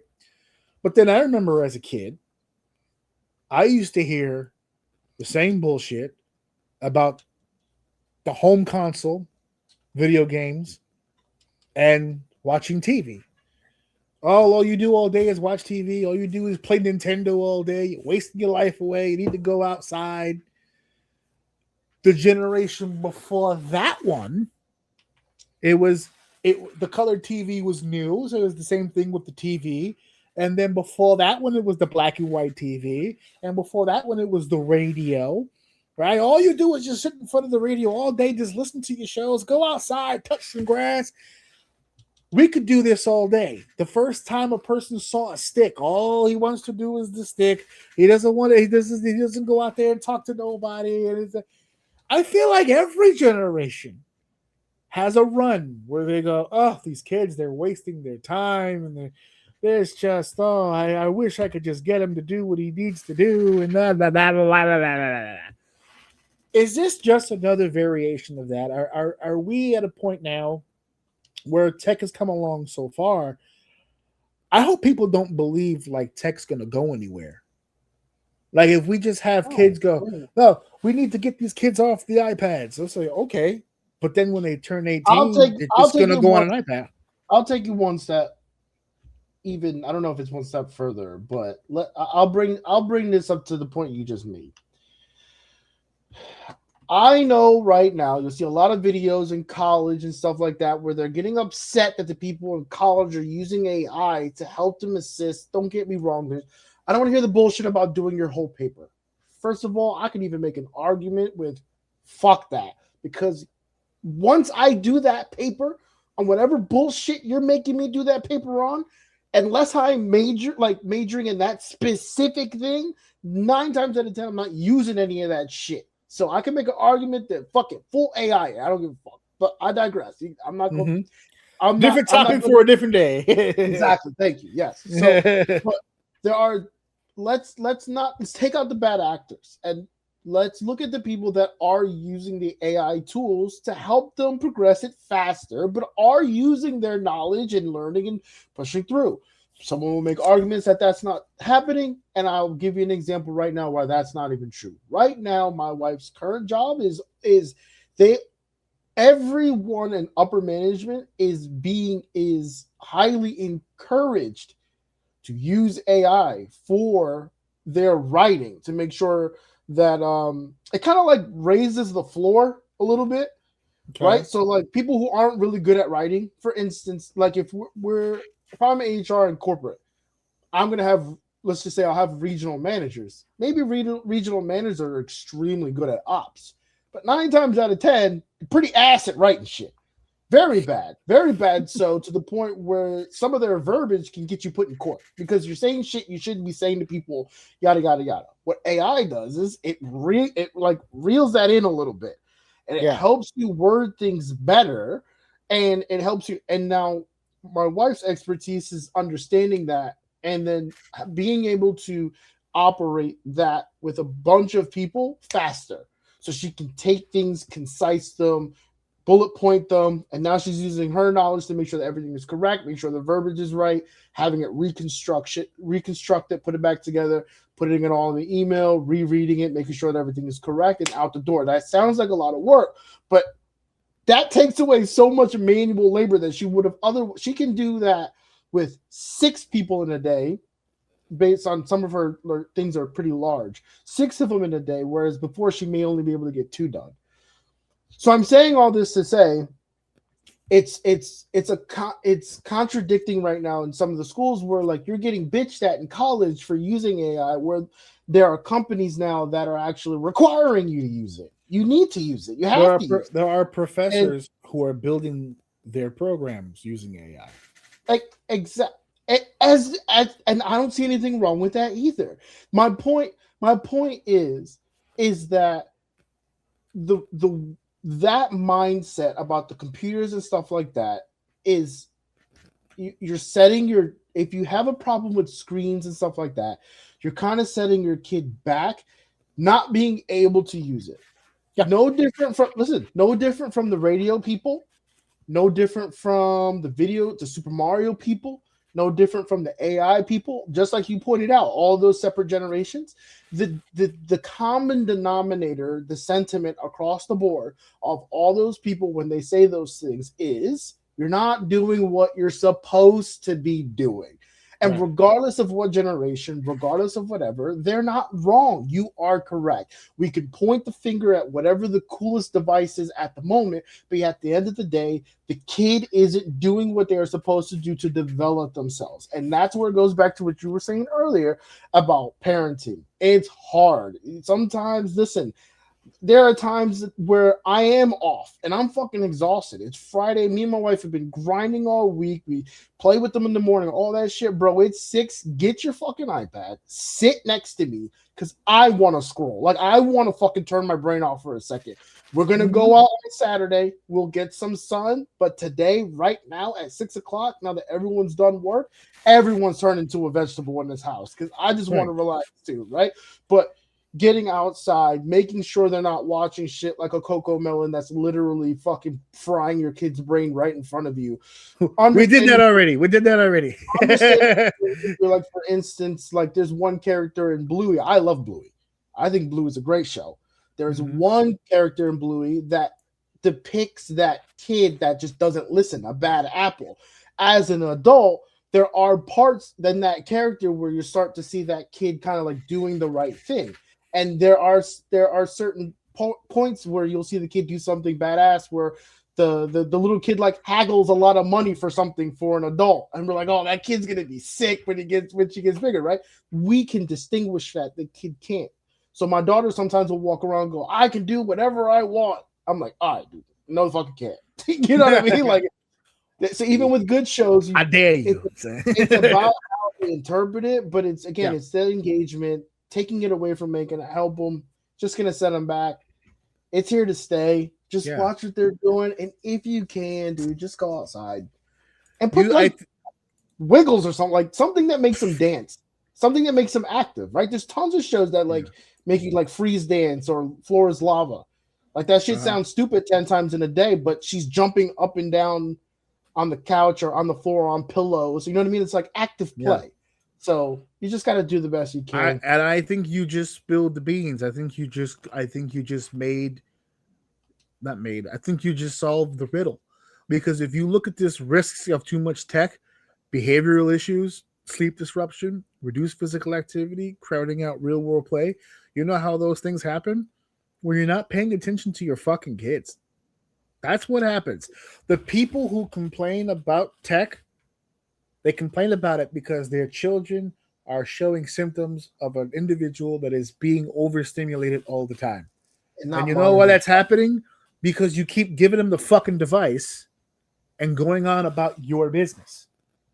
There are people, you see how you explained how you're doing all this with your kids. Every now and then you just kind of want that break. So you put them next to you, you turn your brain off for a little while. You know what you end up doing? At some point, you end up turning your brain back on.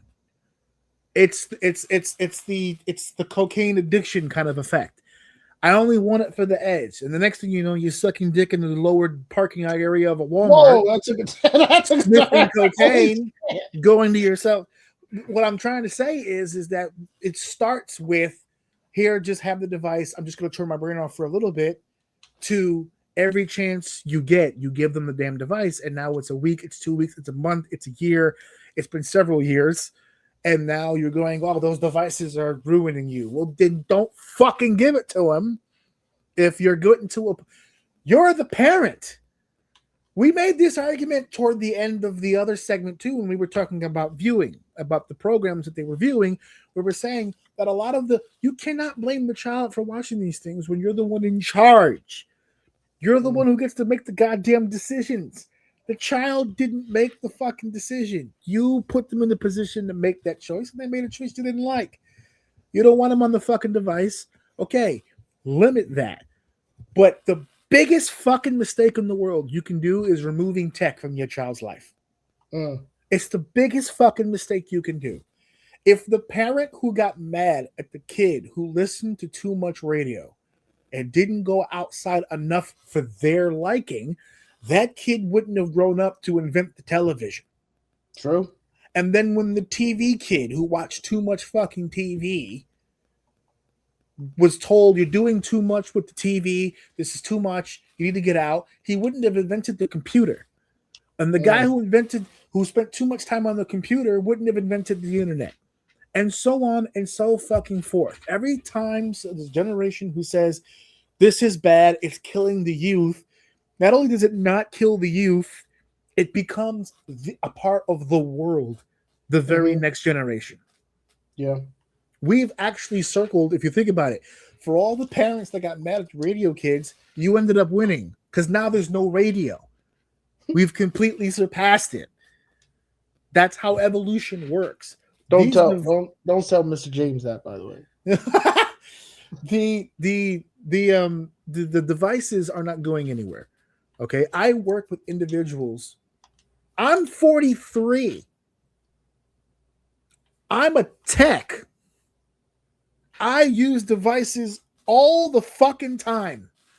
If I start driving to work and I'm halfway there and I realized halfway through my drive that I don't have my phone in my pocket, I left it at home, I'm turning around. I'm late to work today, baby. I'm going no, late. I'm turning around. I'm going back to the house. I'm turning my phone back on and calling out. I'm not gonna make it. I'm sorry. I just can't today. I can't fucking. I did it one time. One time I forgot my phone and I went through a work day. Tell me why that work day was like 15 hours. I don't know why that work day was 15 hours. What's the point? I'm not getting any OT for this. It's no. And so when I stand side by side with another 40-year-old person who goes, well, I don't know anything about this technology stuff. I don't know computers. Why? Why? We grew up in the same fucking era. You gotta be like, you know why? Because you spent too much fucking time outside. Yeah. If your ass was inside. Yeah. You know how to fucking reboot this shit. You had right the parents that told you, we don't have that, we don't want that shit in the house. We don't want computers in the house. We don't want you watching hours of TV. You're gonna read a book. You're gonna do this. Yeah. How did reading all those Jules Verne books help you today? It didn't, did it? No, it didn't. Because now you're living in a fucking digital world and you don't have a fucking clue. I got people. Oh my God, this happened the other day. I told her, did you restart your computer? Because every tech knows that pain. All this doesn't work. Did you restart your computer? Where do I go to restart my computer? I could murder you right now. I could. I could. I'm not, but I'm not. I want to, but I could. Okay. And it's just over and over and over again. And these are the same people. I'm seeing this in real time. It's a generation, my generation, our generation, who grew up in the genesis of tech and somehow grew up with this ideology that they don't want tech in their kids' life. You literally lived through the explosion of tech. You lived They didn't get through it. They didn't get it then either. When I was a kid, a cognitive kid, I don't think I experienced internet until middle school. I lived my whole first decade of my life without this. And I regret every second of it. Miss out. These kids got it good, man. That's why I tell people when they go, oh, I didn't need cell phones and tablets when I was a kid in the 80s. You didn't have it. You didn't have it. If I was to take this to 1988 as a kid, give it to you, would fucking flee your home. Because they were trying to take this mine. You can't have it. And you flee, precious. You would go fucking. We would find you within a week. We would find you locked in your room with moss on the walls, and you're wearing a towel for an underwear, and your hair, you just smell. You just Candy Crush. I have to beat this. I have to beat this level. You would have gone fucking bananas. Okay. I grew up in an era where, this is why it's in the Hall of Fame, by the way, sticks were the toys of the day. I have this now, motherfucker. No, don't do this. I'm not going back. I'm not fucking going back. I'm not going back. No.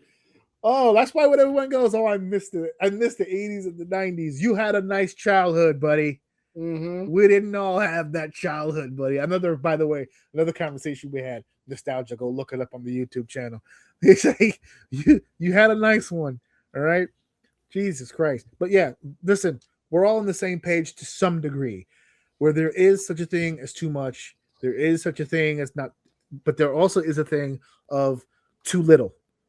You have to find what works for you. You have to find the proper content. You have to find the proper amount of time for them to do all these things. But as my brother illustrated, without even knowing it, what he was actually describing was Geo's affinity and discovery of non-locomotor skills, right? He's balancing, he's gripping, he's grabbing, he's pushing, he's pulling. It's the same thing with locomotor skills, which is the walking, the jumping, the skipping, which is where his daughter is at. She's doing more of that. So these are all fundamental skills that can be built without a device for sure. But as far as the cognitive development, you cannot tell me that it's not an effective tool. If it's not an effective tool in that department, you as the parent are failing. Make it productive. Don't just let them go. Make it work for you. Don't just let them go on fucking YouTube and watch related videos all day until the end of time. It's not effective. Okay? So that's the only real issue when it comes to tech. All right? So that's going to be that. And now, folks, speaking of kid shit, it's time to throw down. It is now time for the main event of the evening. Boom. It's time, folks. Listen, I almost had a goddamn stroke putting this together. I told you this is tough because even your list, I think, is like missing a lot of like big, heavy hitters. That's a copy and paste of whatever Copilot said. I got you. I'm with you. But okay, so off the top, you know how you said that you had a hard time because there were just so many? Yeah. I had the opposite problem. I'm not, and that's not to say that there's a lot of bad movies. That's not what I'm saying. Okay. What I'm saying is I'm not a big movie head. Right. 9 times out of 10, if I'm watching a movie, it's because you're making me watch it, or you have made me watch it, Joe has made me watch it, or my wife has made me watch it. It's very rare that I go out of my own way to watch a movie. Right. So it was very hard for me because I didn't want to like just point out some of the classics and be like, oh, those are my favorite. You know what I mean? Yeah. But looking at the list, I'm like, fraud. There's gotta be more that I, for some reason, I just cannot remember. But I did the best I could. Also remember that there might be some memories that you have of animated films that just weren't Disney, because there was a lot of movies that was another one where I was looking at a few and it was like Pixar but not Disney, or another type of. It's like Disney-esque, or you think Disney, but it's not Disney. It's not. So Disney, I had to be careful with some of those too. Mm-hmm.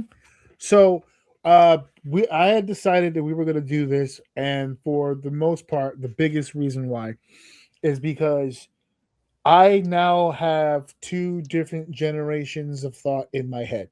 I have movies that I enjoyed when I was a kid, but to be fair, I also have some movies that came from Disney that, if we're being honest, I think really hit me hard because it attached me more to my son. So that's what I mean by 2 different generations of thought, right? So obviously I went looking through this list that, again, I just put in the old Google machine, give me a list of every Disney animated film ever, and it broke it down by decade. It just literally went from like the 40s all the way till like now. And let me just say off rip before we give because again, this is not an official list. This is just our own personal favorite ones, right? But I want to pay a little. There, none of those from the 40s and the 50s and the 60s are on my list because I had to pick 5, and I went with my heart, literally, for my favorites. But if we're being real, the Cinderellas, the Snow Whites, the Pinocchios, the Fox and the Hounds, classics, the Los Tres Caballeros, the Fantasias, they set the bar for what these movies that we're going to talk about from the later years had to kind of ascend to. Another big issue that I had with movies, and you can tell me how you felt about this, when it came down to really defining a 5, like I said, for me, it was really hard because I love this movie, love this movie, love this movie. My wife and my son got into a brawl over certain movies because I'll give an example. Tarzan was a movie that came up. It did not make my top 5. It got cut late. It's a great movie. It's a classic. But here's where the argument lied. And I started feeling this argument for other movies. Did you love the movie? Or did you love the soundtrack to the movie? Because your emotions could be more wrapped up in the actual song. You're compromised. Right. Your memory of the movie is more like Tarzan came up because Tarzan had a tremendous. Phil Collins lost his fucking mind when he did Tarzan. He snapped on Tarzan. He bucked out on Tarzan. He just recently went into the Rock and Roll Hall of Fame, and they were like, "Well, his work with Genesis." No, Tarzan. The Tarzan soundtrack alone, he's in. That's it. So, like Tarzan to me is great film. Didn't make my top 5, but that's where the argument started. Did you like the movie or did you like the soundtrack? Right.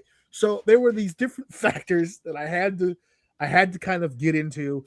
So to be fair, do you want me to go first with number 5 or do you want to go first with number 5? Does it matter? 1? Want to go 1, 1, 1, 1? Well, I wanted to kind of rank them. Right. Your 5, my 5? Yeah. 5, 5, 4, 4, 3, 3, 2, and then we'll end with our number 1. So do you want to go first? You want to go first? Does it matter? I'll go first. You'll go first. Okay. Number 5. Okie dokie. What we got? My number 5 was The Lion King. Whoa! Holy shit! At 5! 5! Oh no! Delete his. But me personally, but hold on, me personally, I got a strong 5 though. Okay, all right. That's not saying The Lion King is buns. I not only do I have movie memories of The Lion King, but bro, I got and it doesn't matter if ours match our movies line up. Like you may have. No, I doubt it. Not, yeah. But you might have the same movie. Okay, but yeah, there's no way our lists are gonna match. Everybody has different likes and dislikes. Yeah, The Lion King was just it was a strong. I had to put it on my list. My fucking heart, 5, bro. Oh, I'm just saying, man. Woo! And you said you had good memories. But to me, that's strong because the ones in front of it are just so. They're good, man. Oh man. Okay, so for me, fuck. What happened? No, I'm standing on that. I'm standing on that. Go ahead. Oh, you're on the fence. I thought I messed. No. I remember one that I marked, but no. I stand on that. We're good. Go ahead. That's number 5. You're good. Okay. So really quickly before I say my 5, you're gonna laugh.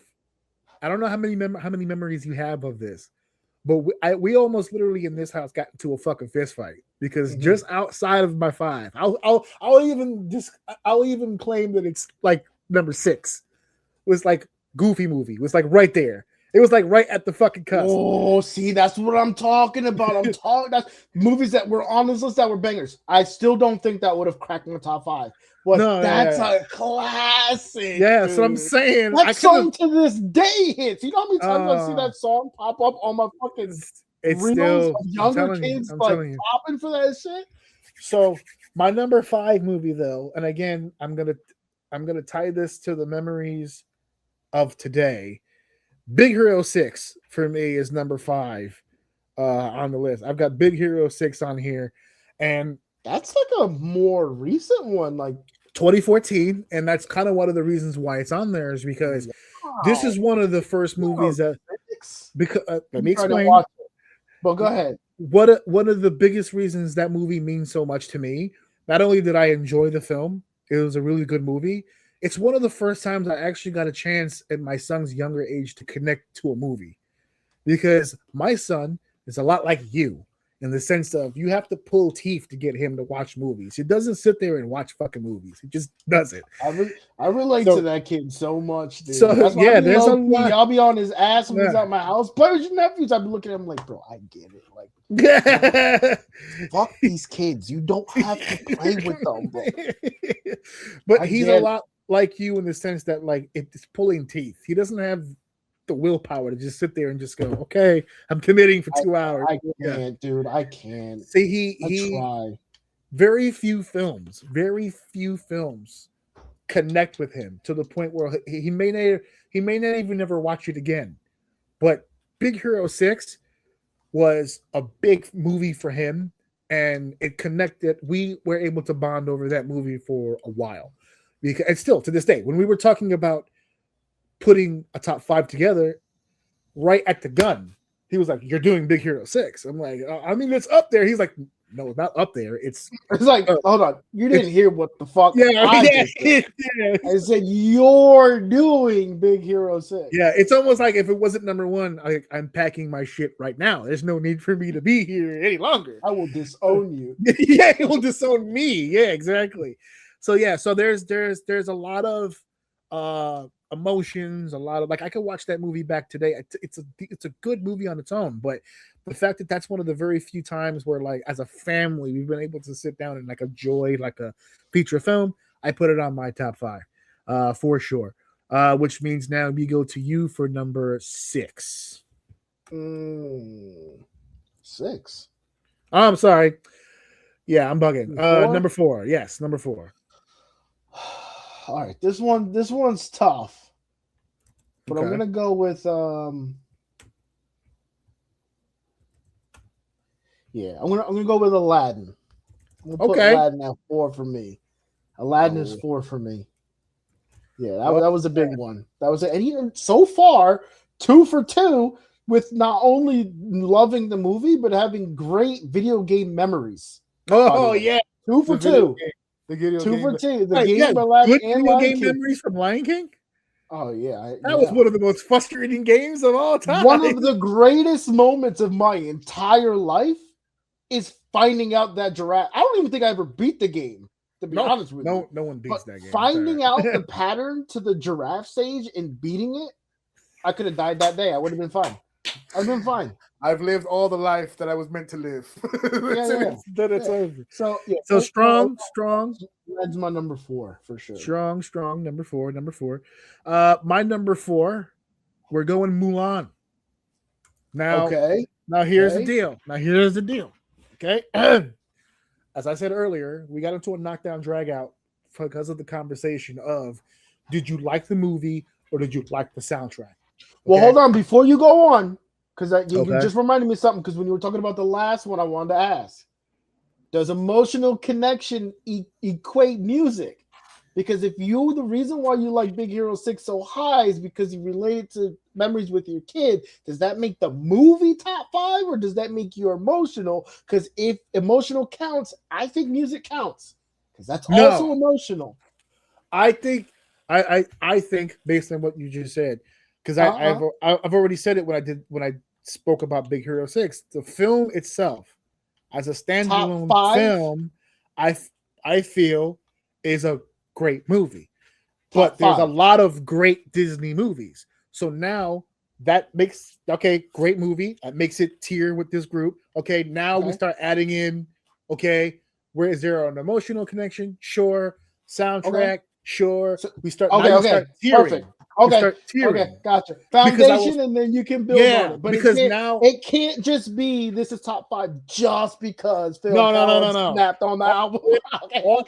And this is only my criteria. I got you. It has to be a great film. It's not even in the conversation if it's not great. But then when you start tiering and all that stuff, like for instance, as I was going to say for this movie, there were some movies that didn't make my top 5 simply because I felt the stronger aspect of the movie was the soundtrack. Like I said earlier about Tarzan, it's a great movie, but Phil Collins fucking spazzed. Okay, so most of my memories is you being my. That's like most of my fucking memory, right? Damn, man. Mulan takes it to a whole nother realm for me because I can make an argument both solid. The film was dope. The soundtrack was dope. two perfect symmetrical circles meeting in the middle. The mega powers of Mulan got together. Story was amazing, top to bottom, because it was one of the Mulan to me. And now that I've learned more about the making of Mulan, I actually respect it even more, because Mulan was the first movie that Disney did where they introduced a whole new culture, the Asian Chinese culture. That they did it in a positive light. In the past, there was always ding, ding, ding, ding, ding. Science. And they started with that. Oh, with the one guy, Fa Mulan. They started with it. Yep, they started exactly with that. Yeah. They told a positive spin to a real life story that happened over there many, many moons ago, and they put a soundtrack to it. It was the first movie that they did where they introduced a culture in that way, and then finally took inventory after it was done, saying we probably should have had more Asian representation, because they did have a great Asian cast for that particular movie, but it was the first time that they realized they should have done it previous to then. They're like, why don't we always do this? Like when we introduce a culture, why don't we bring people from that culture in? I don't know if everybody remembers, it was even in the future, this was a 90s movie. When they did Moana, that was the big selling point, that Polynesian people were a part of Moana. It's like it was just a weird conversation. So this movie, to me, great movie, great soundtrack, sticks in my head. It's one of the core reasons why I'm so manly to this day, because I too want to be swift as a coursing river. And it has motivated me to this day to be a better man. So number 3 for you, my guy. Who is number 3? All right. Number 3 for me. This one's tough. Mm-hmm. They're all tough. It's all right. Number 3 for me. Remind me if this counts, because I want to make sure. I looked it up. It says it is. Yeah, it says that it is a Disney movie. I just wanted to make sure, but The Nightmare Before Christmas is going to be my number 3. Hey! That's going to be my number 3. I wanted to make sure it wasn't like a side animated play. I was like, I can only watch it on Disney Plus. So it's got to be a Disney movie, right? So yes, that's my number 3. And this top 3 is very difficult for me, because there's these movies tie in absolutely everything you said about the criteria. You said it was yours, but I agree with it, so I'm going to take it myself as well. They encompass and embody all three of these movies. Embody all of it. Nightmare Before Christmas just always kind of being my favorite, a very well liked movie. I watch it every year. Cult following to this day. On Thanksgiving, I watch it every year on Thanksgiving. Nice. That's how you start off Christmas time, right? That's the kickoff.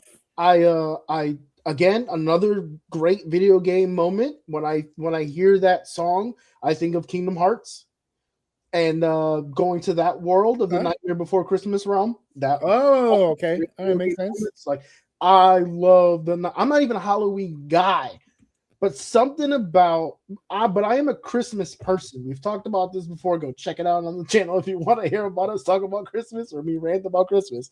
But I'm a Christmas person. So I don't know, maybe it has something to do with that transition of Halloween into Christmas that I just really love. The movie's great itself. Yes, and it's hard putting that at 3, but my top 2 unfortunately edge it out. So it is what I love about Nightmare Before Christmas, which didn't make my top 5, but again, banger, a classic. Believe it or not, my son loved that. The first time we sat down and watched that movie, he was into it. I don't think he's seen it since, but for a week, he just kept walking around. What's this? It's like, yeah. Yep. And I don't know. I hesitate to say that I don't know where my daughter got it from, because my wife likes Halloween. My daughter she is a year-round we listen to the Skeleton Dance once a week. She is a year-round Halloween person. So that's another tie-in for me when I put it on. She loves all the songs. She loves the skeletons and ghosts and all that shit going on. So So number 3 for me, and I don't know if it'll be a surprise for people that I like it and that it's one of my favorites. I think it's going to be a surprise that it's this high. Wreck-It Ralph. I love Wreck-It Ralph. I'm getting blown away with how recent your movies are. Listen, I thought you were going to fall more into the nostalgia act here. Here's the thing. Big Hero 6 and because there was like 50 movies that were on that list. When I got to like 15 or 12, it was all 90s with the exception of these two. Little Mermaid was 89. It was in there. Hard Body. Like there was some, listen, I'm telling you, this was a hard choice, bro. But Wreck-It Ralph to me, as my wife put it, I'm a nostalgia guy. Wreck-It Ralph was made specifically. To be fair, for Wreck-It me. Ralph does play on that nostalgia. It does. It builds around it. Yeah. Wreck-It Ralph was made for me. And let me tell you something. I enjoy, and I like the sequel too. But when that movie first came out, Wreck-It Ralph, the way that they were just so nonchalant about being in the video game world and the council of the little therapy room of villains and Sonic, I was so in love with the whole. I mean, I felt like a giant kid all over again. It gave me that fuzzy feeling inside. I've seen pieces of it. I gotta check it out because I feel like that's made for me too. I just don't like being targeted. I don't like being targeted. Like I like being targeted when it's positive. No, I don't like being a target audience. I don't like that. When I watch something and I relate to it so hard, I immediately reject it. No. You know what immediately. I mean? No. Immediately. I don't not like being targeted and then embracing it. No. You're not gonna get me. I'm not a part of your system. Number two. All right, man. We're gonna have to go now. This is a more recent one.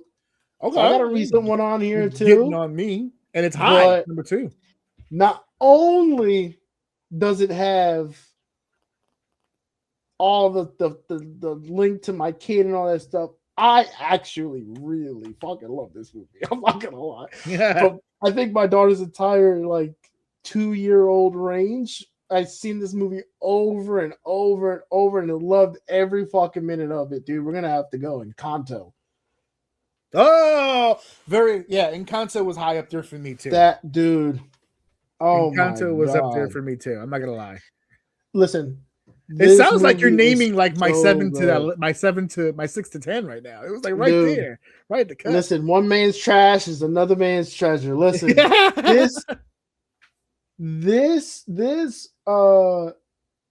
my daughter loved this movie. You remember when obviously when you have younger siblings you can realize it, but I don't know if you remember your own, but when you're younger, just a little kid, it's really hard to rein in little kids when they're just being kids. But sometimes when you put that one thing on, they just fucking stop.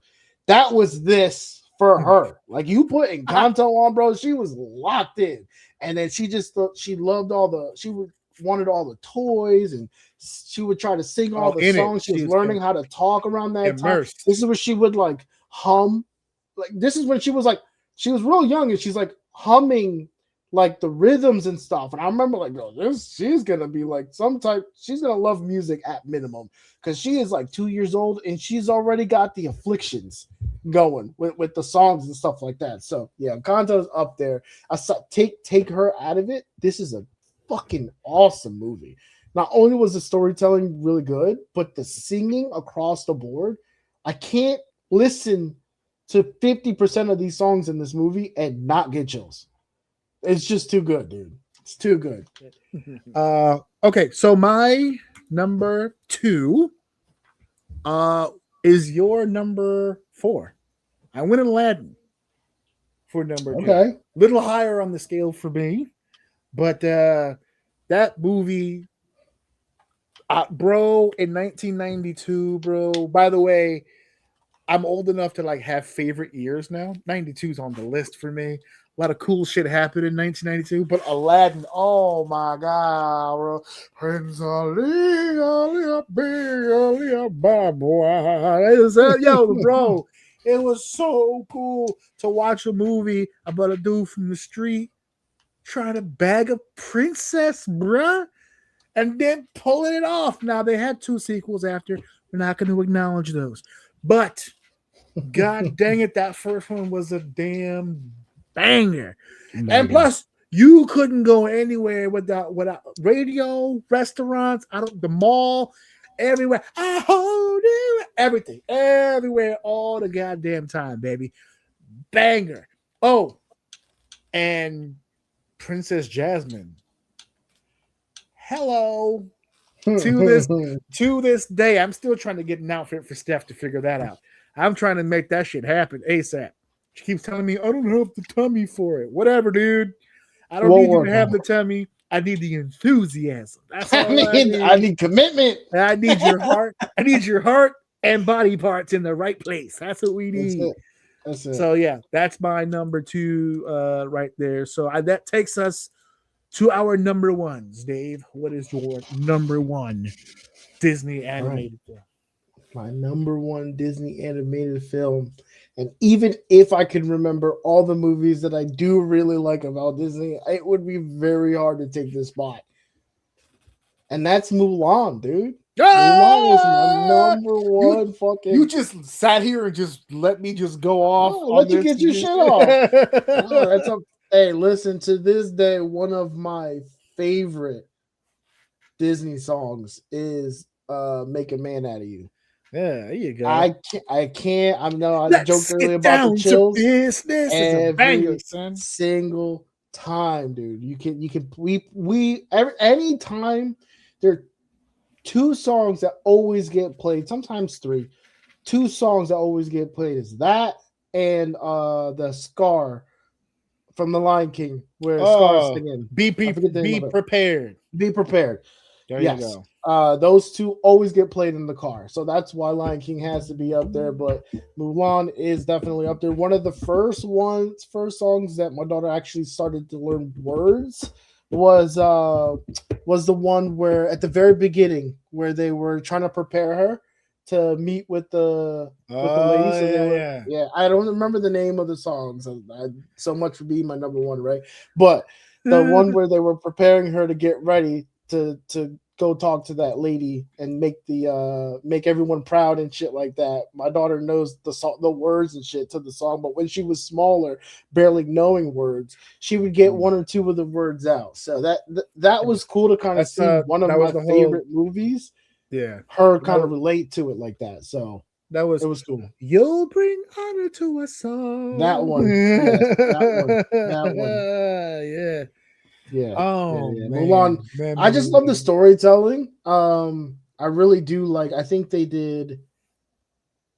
It's very hard for me anyway, personally, to do female roles like that. There it is. Yep. Where when it starts, the way it started, call me a chauvinist, I guess. I don't fucking know. The way it started, it makes sense.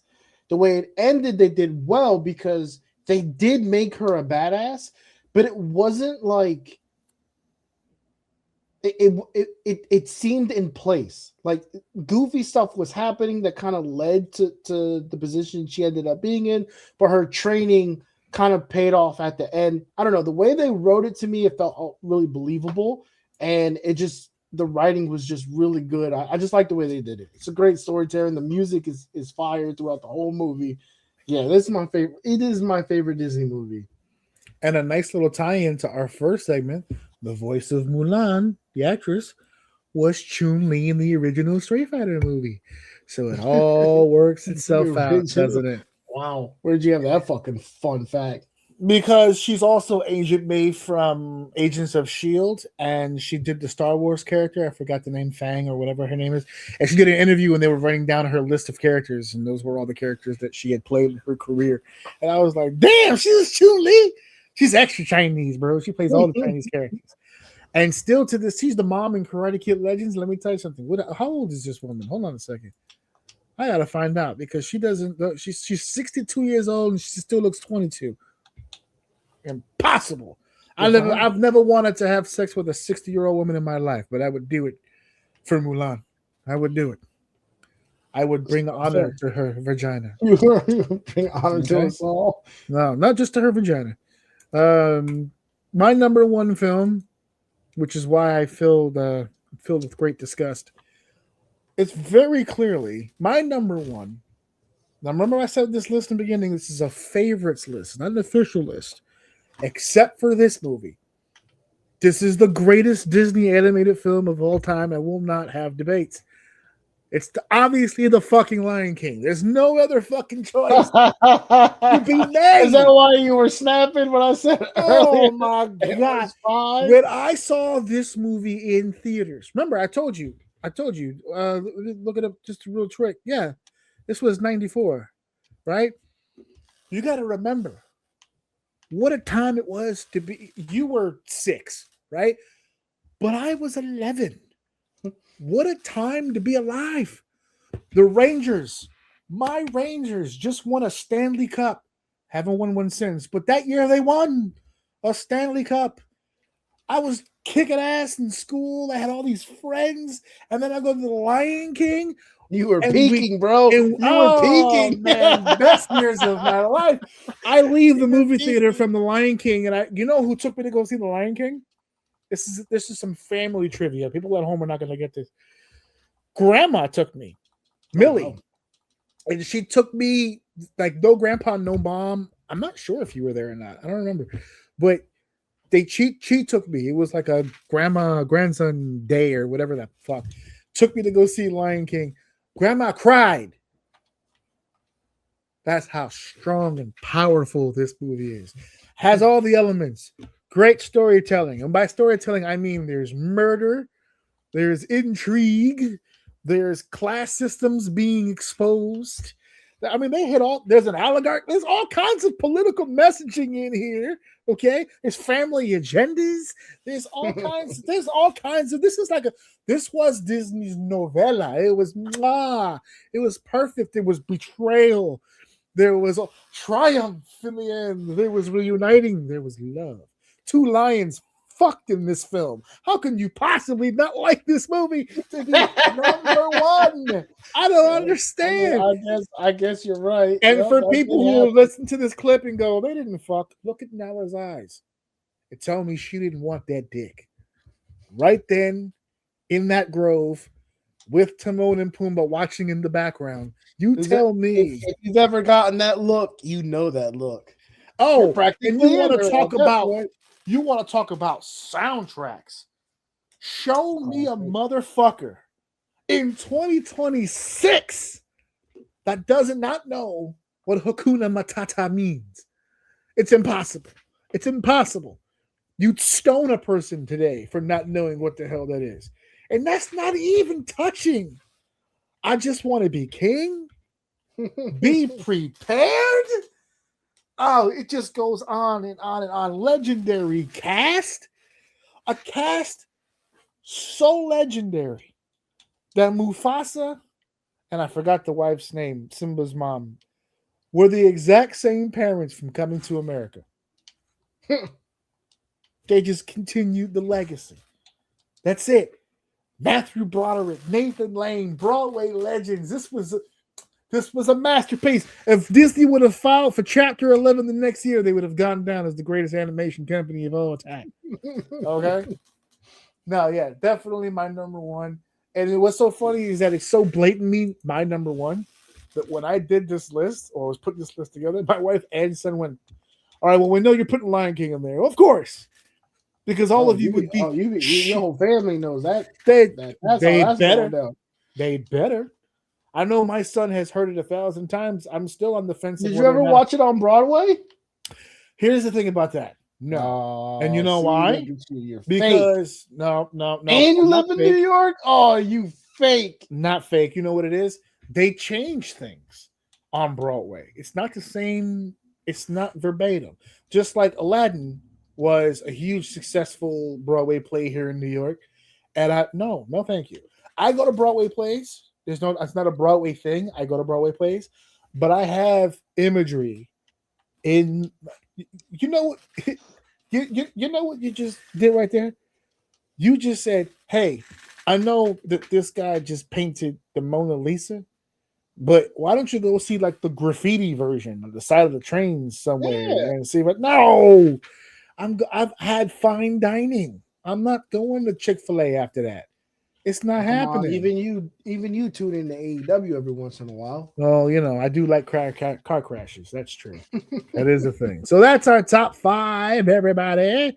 Top 5 Disney animated films. That was a blast. That was fun, despite the fact that it caused me great heartache and suffering. We got through the goddamn thing. So I want to take this time right here at the end to thank everybody for supporting the show as per the usual. You guys are doing a great job pushing the stuff out there for us. We've got, you know what we need to do at some point? We have a lot of comments from a lot of our shorts and a lot of our videos that I would love to sit down. Yeah. Some of it, so it's about 50-50 that you would think. There are people on the internet that think that we're funny. There are people on the internet that think that we have good insight. There's people on the internet that think that we're fucking losers and don't know what the fuck we're talking about. Yeah. It's a nice mixed bag. So of course, as per the usual, when I do bring up the comments, I will be praising those who praised us, and then I will be completely obliterating everybody who was talking shit. So, so that's what we're gonna do. And by the way, I'm going to when I bring this back up, I'm putting your comment on the screen with your username. So we're gonna go ahead and see how that works out for you, buddy. All right. So the wrestling ban is lifted next week. So for those of you who are anticipating the releases conversation, we will do that next week. I also want to take a quick look at the career of Brock Lesnar. We did mention that we would do that at some point. So that's look at me promoting next week's show. All right, pull you in. There's stuff to talk about. By the way, we are on not we. He doesn't give a shit. This is more of a me thing, but we're on Avengers Doomsday trailer watch. The trailer released at CinemaCon. It's been earth-shattering to everyone who saw it, and for those who have been literally picking at nits to try to figure out what's on it specifically. The trailer that is going to be released we don't know if we're getting the CinemaCon version or if they're creating a whole new one for viewing on YouTube. We don't know, but whatever it is, just know that I will be masturbating to it furiously, and then we're going to talk about it here on the show. My wife is as annoyed with me as humanly possible because I'm at my wit's end here. Stop fucking with me and give me this goddamn trailer. Okay. I already know what happened at CinemaCon. I know what happened. And just the sheer thought of seeing all that shit on camera made my nipples glass cutting worthy. I need to see it on screen now. Okay. Because, I'm going to make this quick. One of the best parts that I liked about Endgame was that for a brief moment, you got to see characters interact that don't normally interact. We got Thor with the Guardians of the Galaxy. We've got Iron Man, who also was with the Guardians of the Galaxy at different stages of the film. We had a mixed mosh of characters during the big fight. They didn't do it the whole way through the film. It was basically an Avengers-centric film, but you got those teases when they did the all-women's team really quickly. And these are all like different segments of time where they kind of teased, here's something different. Here's something different. Well, the Russos have completely wiped their ass with whatever formula they had before, because every single piece of footage that I see and I hear about is exactly that. It's all mixed mash shit. I've got the Fantastic Four in Wakanda. I've got Shang-Chi going hand to hand with Gambit. I've got shit happening here, and I need to make sense of my world by watching yours. So stop fucking with me and give this to me. Give Daddy what he wants. I've been a good boy. I finished my finals. I kept my son from dying in the hospital from vomiting and diarrhea. I took pictures of these miserable brats all fucking month. I want the fucking trailer, man. Stop playing with me. I'm glad I got that out. I don't know when it's going to happen, but when it does, just know it's on the rundown. It's coming on the rundown. Because I just, yeah. All right. So, yeah. No, I was gonna say, soon as you see it, send it. Let me take a look at it. See what all the hoopla is about, so I can shit on it. That's gonna say I'm gonna send you that trailer only for you to watch the whole thing emotionless and then go. Okay. Okay. Fucking nerds. Now with the finals out of the way, and now with everything down and put away, and the stress levels are going to come back down again, thankfully.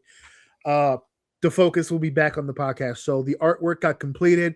So we're going to have a whole new look next week. We already have the new intro, but we're going to have a whole new look. I'm going to start putting things together. A lot of the descriptions and a lot of the videos on the YouTube channel will start being adjusted again because I was in that process up until 2 weeks ago. So more things to come, more fun, hopefully, more fun to come. So thank you for listening. Thank you for downloading. Thank you for sharing. And of course, thank you for enjoying. And we will see you guys next week. I hope you guys enjoyed today's show. Like drop. Wait a minute. This is too much. Cooking it like a pro. Wrap it up, everybody. Show's over.